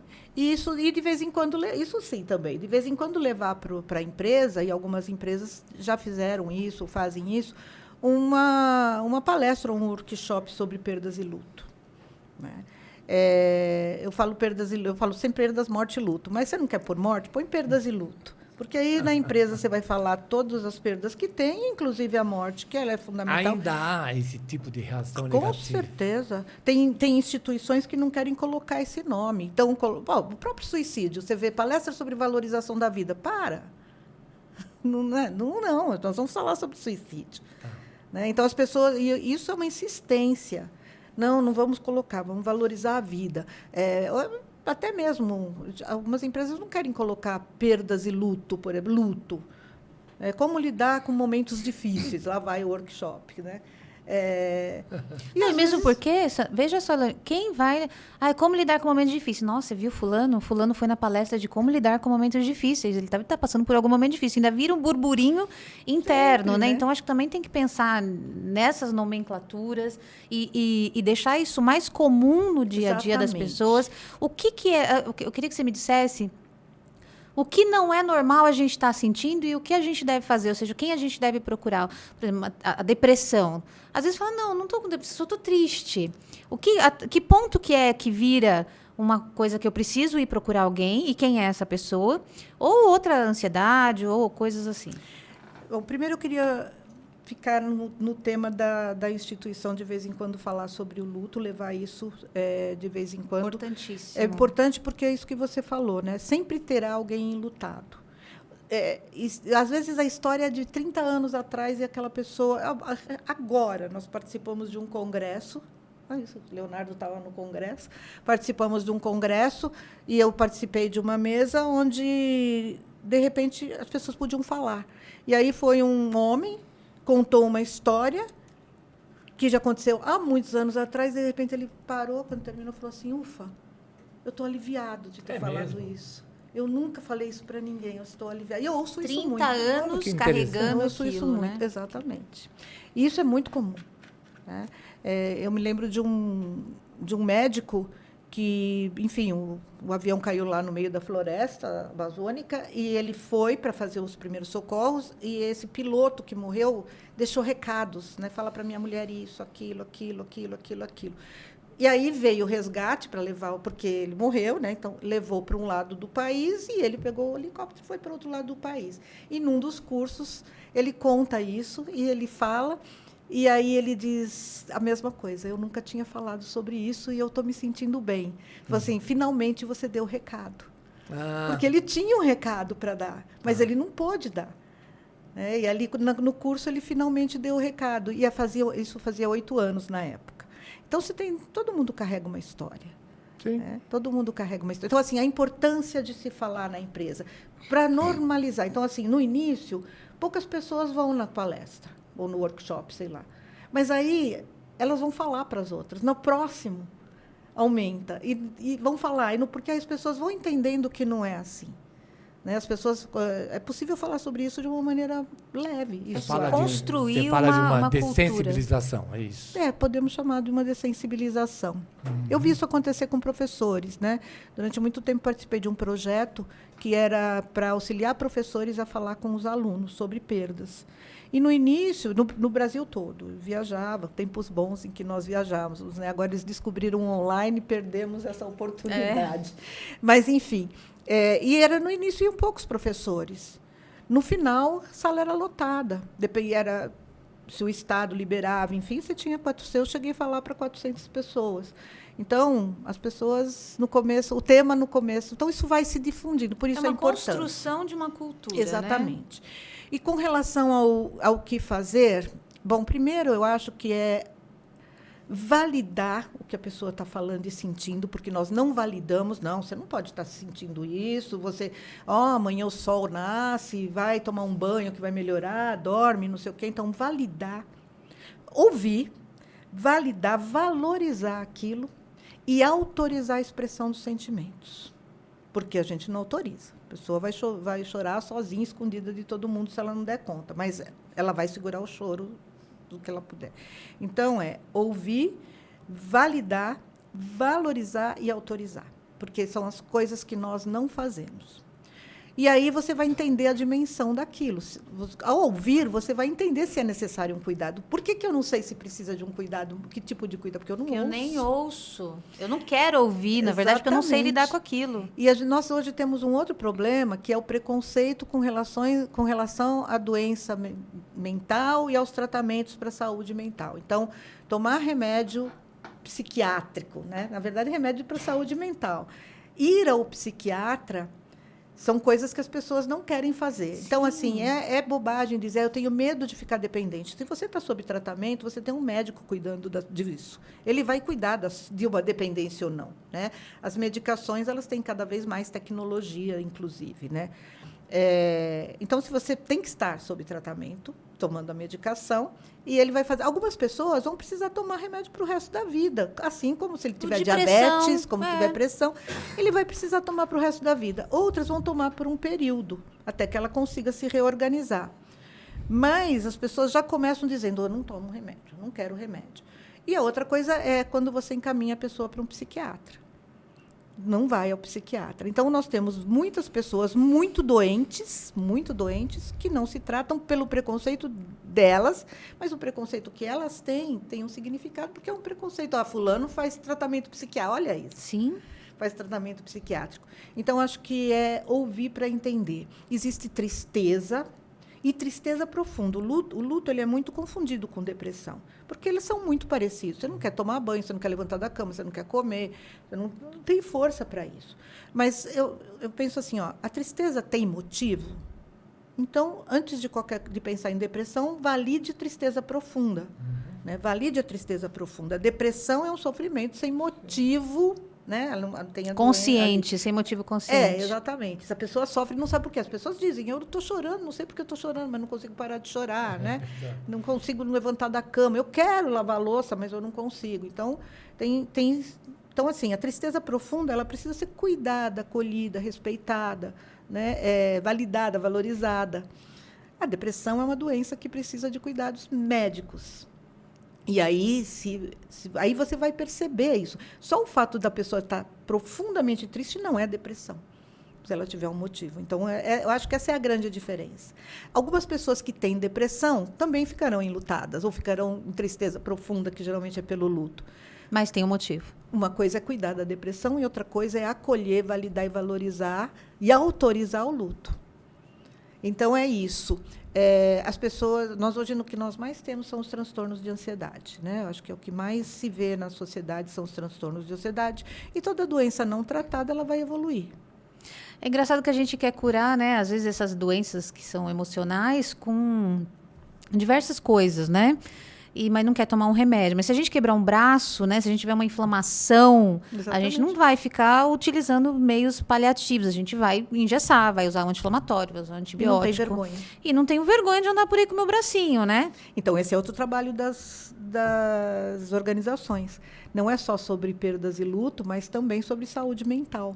Né? Fazer uma conscientização sobre saúde mental e ensinar as pessoas, porque fala, valide, autorize. Seu colega está triste, pergunte para ele se ele quer falar. Então, deixa eu fazer uma equação nesse processo. Né?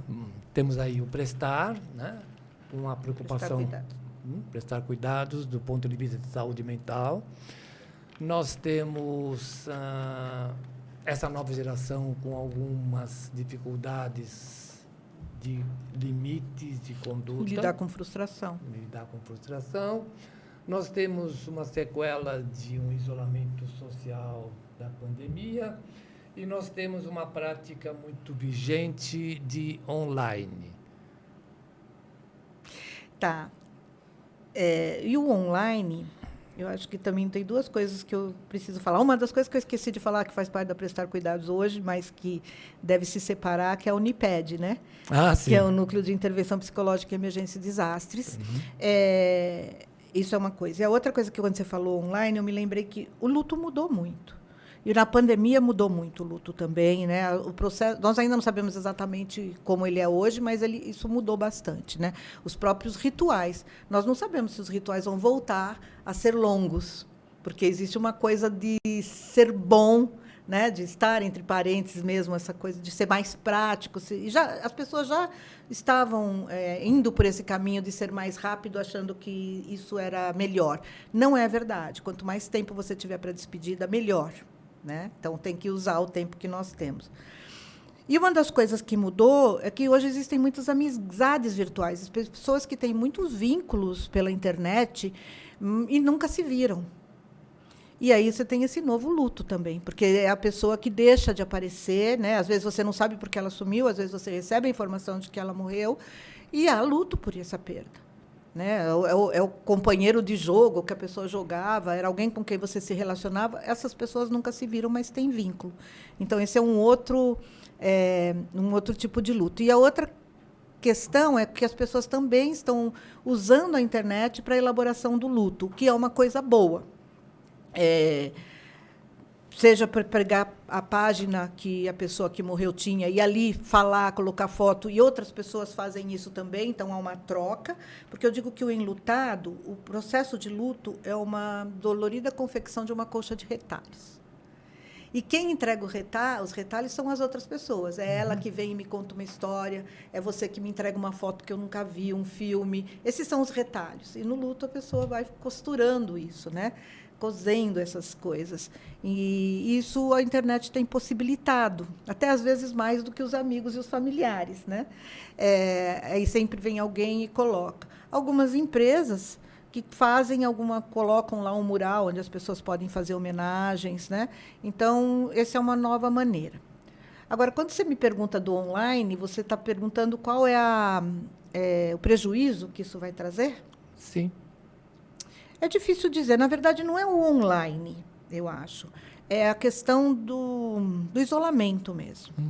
Essa é uma questão. Primeiro, os jovens eles já estão muito isolados. Né? Os pais falam dos filhos dos quartos. Então, isso já é um problema. E que, quando esse jovem começa a trabalhar, ele sai do quarto. Né? E essa é uma possibilidade. Então, o isolamento piorou muito isso. E pessoas que não mais quietas, mas que saíam, enfim, o isolamento tornou mais difícil o retorno, né? Então, assim, de modo geral, o isolamento foi muito ruim. Por isso que nós vemos essa questão da pandemia de transtornos em saúde mental, de agravos da saúde mental. Foi ou tem sido? Não acabou. Não acabou. É que eu acho que no início, 2020 foi muito forte. Ok. Né? Tá 2020 foi muito até por causa do choque. Sim, né? 2020 foi muito forte. Mas, sim, tem sido. As pessoas não conseguem nem definir se elas querem voltar ao presencial. As próprias aulas ainda têm o medo, né? E acho que nós vamos ter medo por muito tempo. A pandemia trouxe uma coisa que é muito triste, porque agora eu tenho medo do outro. Né? Eu tenho medo de você, porque você pode me... Isso é muito... Isso também é triste. Sim. Porque as pessoas também se distanciaram. Né? Os jovens que estão nesse momento de escolha afetiva. Né? Não posso abraçar, não posso dar a mão, não posso... E os jovens, né? Eu fico com um, fica com o outro, que faz parte do processo deles. Isso também ficou assustador, né? Alguns são mais atrevidos, os outros ficaram... Então, assim, o isolamento prejudicou muito. Então, nós temos muita situação de depressão, já temos, né? Transtornos de ansiedade, fobias. Há pessoas que não tinham nada, mas tinham mania de limpeza, ou gostava de tudo arrumadinho, para muitos isso virou toque, não era. Tá certo. Virou transtorno obsessivo compulsivo, mas não era só o jeito. Tinha a ver com o signo dele, né? Isso vai interferir no clima das organizações? Com certeza vai. Bom, eu acho que tem uma coisa que o ser humano ele é muito adaptável. E ele se adapta facilmente às normas e às regras. E as organizações têm normas e regras. E nós estamos num momento que as pessoas também têm medo de perder o emprego. Então, as pessoas vão fazer tudo para se adaptar. Mas aquilo que ele perdeu ou que se agravou nele vai surgir, de alguma maneira. Então, se ele agora tem fobias, né? Ou o pânico, ou os distúrbios de ansiedade, isso vai surgir na empresa. Em algum momento. Já está surgindo, né? O que os funcionários vão para o médico, vão para uma consulta ou são levados para casa porque tem crise de ansiedade. E a gente não sabe lidar nem com crise de ansiedade, que é importante saber lidar com a crise de ansiedade. A crise de ansiedade ela costuma durar aproximadamente 1 hora. E como trabalhar com isso? Como que eu faço? Então, como que eu faço? Como que eu faço? Só o fato de você saber que dura aproximadamente 1 hora já te me ajuda muito. porque Já opa, aborta. vai me acabar. Já aborta um tempo disso. Já, a primeira coisa que eu faço é ligar o cronômetro. Aí aumenta. Aí Porque aí falta muito. Não, mas já aborta. Porque às vezes você tende, não, 1 hora você tende a relaxar isso. Você Porque sabe o que essa vai ter pessoa- um final, vai acabar. Isso te Exato, traz uma segurança. Mas veja, a crise, A crise. não o transtorno. Sim. O transtorno, não. Mas como trabalhar isso no outro? Tá tendo dentro do escritório. O que eu faço? Tentar tranquilizar. Primeiro, não olhar aquilo, né? E também, assim, primeiro tentar uma caminhada, ajudar com a respiração. Só que a respiração, ela é muito efetiva, mas você tem que treinar antes. As empresas podem fazer treinamentos também, né, de respiração. Acho que tem muitas coisas que as organizações podem fazer, porque assim a respiração na crise de ansiedade, ela é alta e curta, fica aqui, né? E o que vai ajudar é uma respiração longa, né, e baixa. Então, que isso vai te oxigenando o cérebro, né? Mas você tem uma crise de ansiedade, eu começo, agora respira, você não consegue, você está em crise. Sim. É verdade. E em crise você não consegue nada. Então, tem que às vezes, ela precisa ir para um lugar que vai dar um ansiolítico, enfim, uma medicação para baixar isso. Mas eu acho que, em primeiro lugar, é tentar caminhar com essa pessoa, levar para fora, inclusive, né? Aliás, perguntar para ela o que ela quer, como ela acha que ela vai se sentir melhor. Cada um tem um jeito. E aí, se você não souber o que fazer, aí eu preciso levar, porque às vezes um ansiolítico é fundamental. Mas não precisa. A princípio, não precisa. Né? Isso vai passar quando a gente está falando de crise de ansiedade. Mas se tem várias crises ou uma crise muito longa, nós já estamos falando de transtorno de ansiedade. E aí precisa de tratamento psiquiátrico, sim. Quem entende disso é o psiquiatra.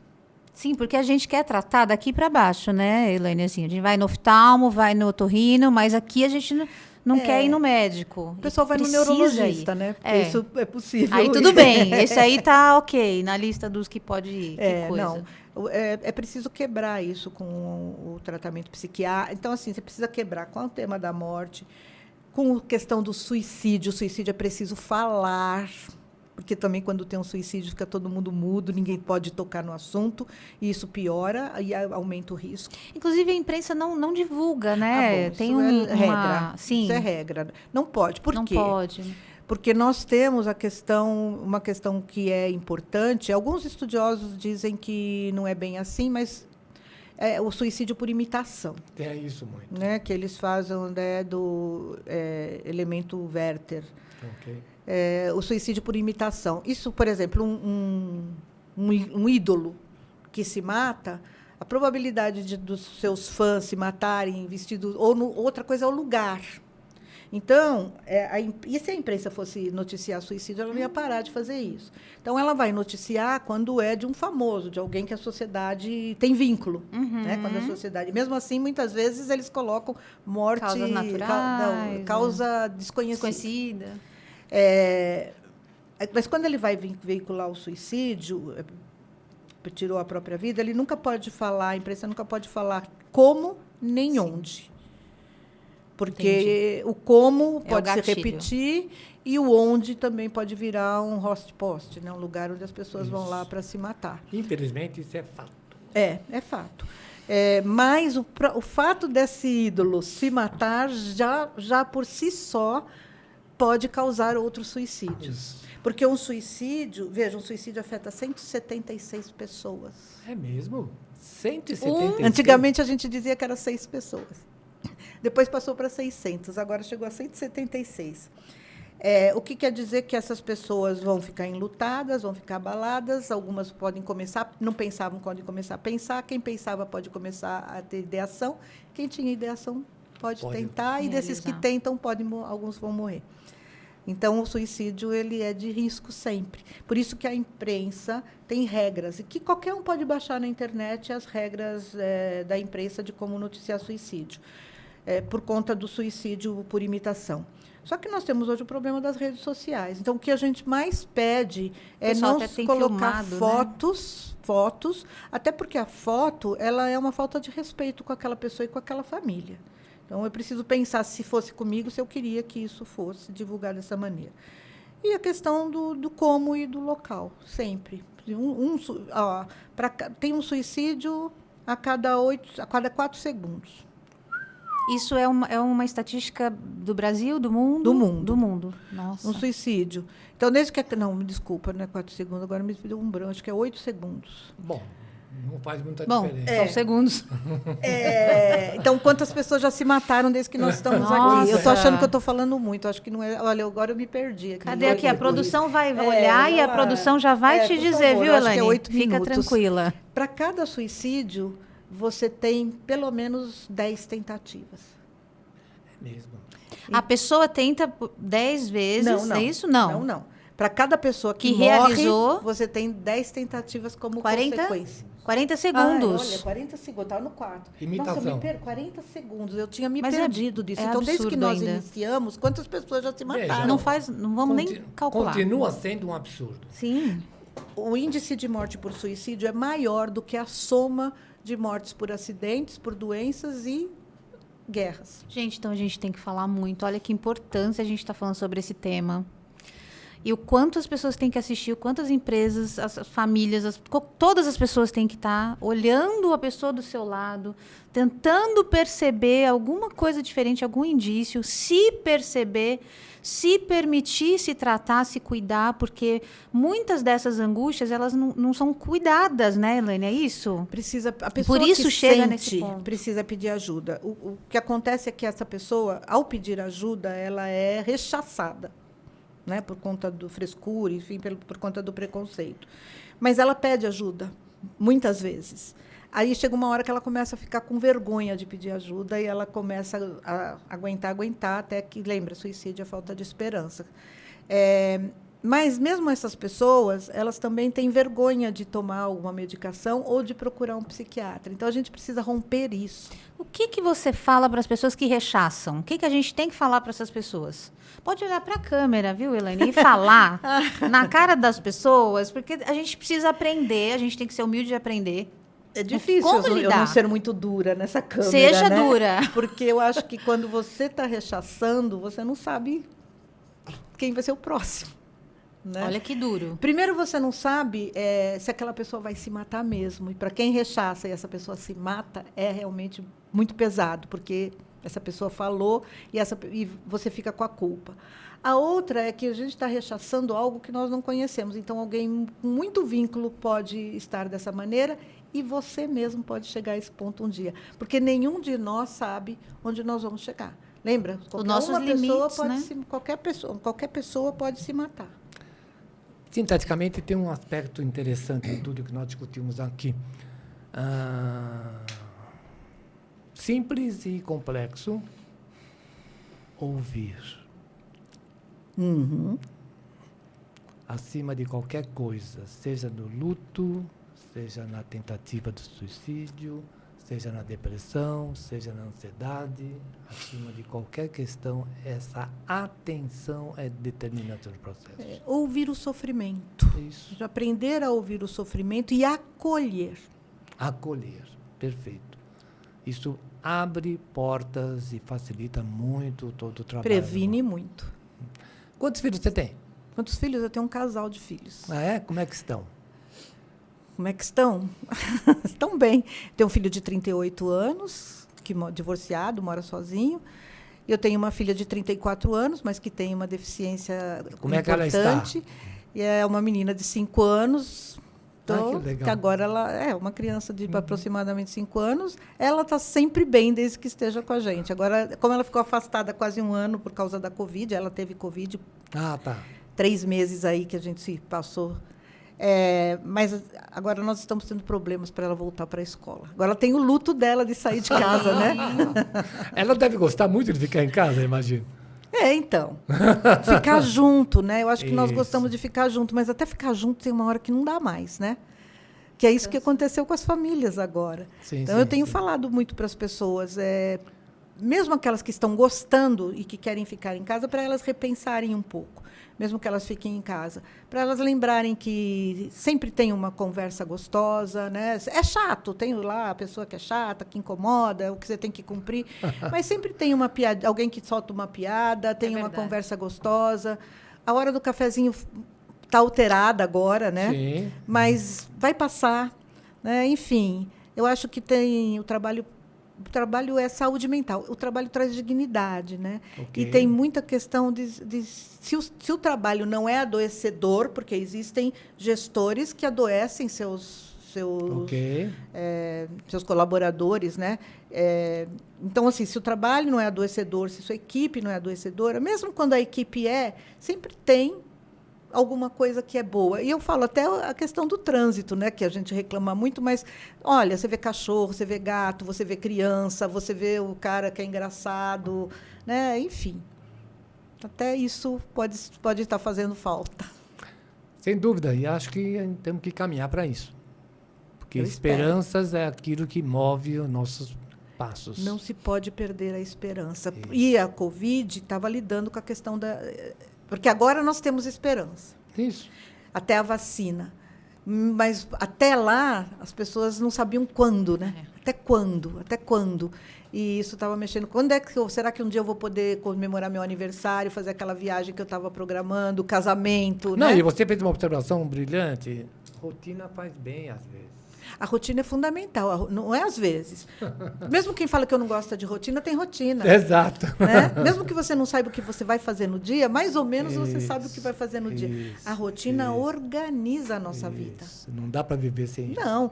Tanto porque, se eu perco o emprego, eu fico tão... Seja por aposentadoria, seja porque eu pedi demissão, porque eu fui demitido. Não, pode parecer, a princípio, que é uma coisa fantástica ficar sem limites. Péssimo. As férias, né? Se você pensar, se você não tiver um projeto para suas férias, eu ouço isso direto, né? Se você não tiver um projeto para as férias, você tira 30 dias de férias, com 20 dias você fala, não dá mais para ficar em casa. Tem que viajar bastante, não é? Não, tem que viajar, mas não necessariamente essa é a organização, isso, né? Pode ser, você não pode viajar, você pode fazer outras coisas. Exato. E aí, tirar férias durante a pandemia foi terrível, né? Pois é. Você estava em casa, aí você tirou férias para ficar em casa. Não tem o que fazer. Então, mexe com a esperança. Mas que bom saber que agora, daqui para frente, né, a gente já retoma isso com a questão das vacinas, já estamos aqui juntos, já estamos aqui...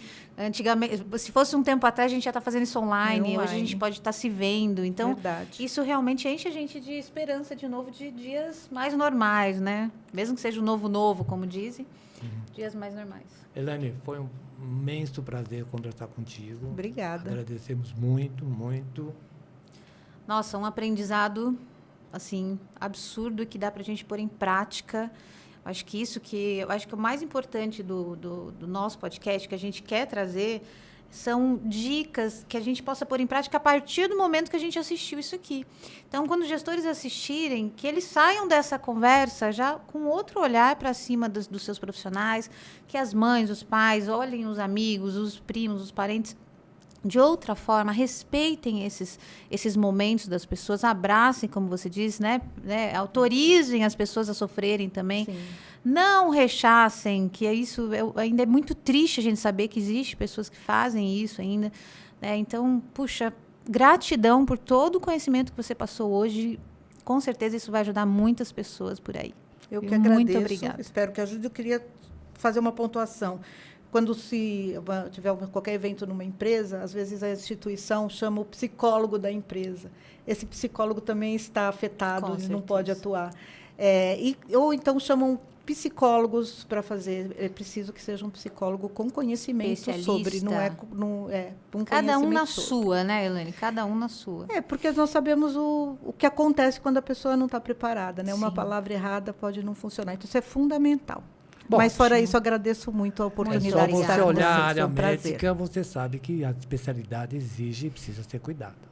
Você não pode fazer diferente. Então, temos que cuidar disso também na área psicológica. Com certeza, sim. Sem dúvida. Verdade. Muito obrigada. Espero que todo mundo curta muito aí e vamos colocar em prática, olhar as pessoas aí por perto da gente, tá bom? Obrigada, Bernardo. Obrigado a você. Você fez a despedida. Ah, você viu o que eu fiz? Ótimo. Obrigada, gente. Então, Obrigada. até mais, até a próxima.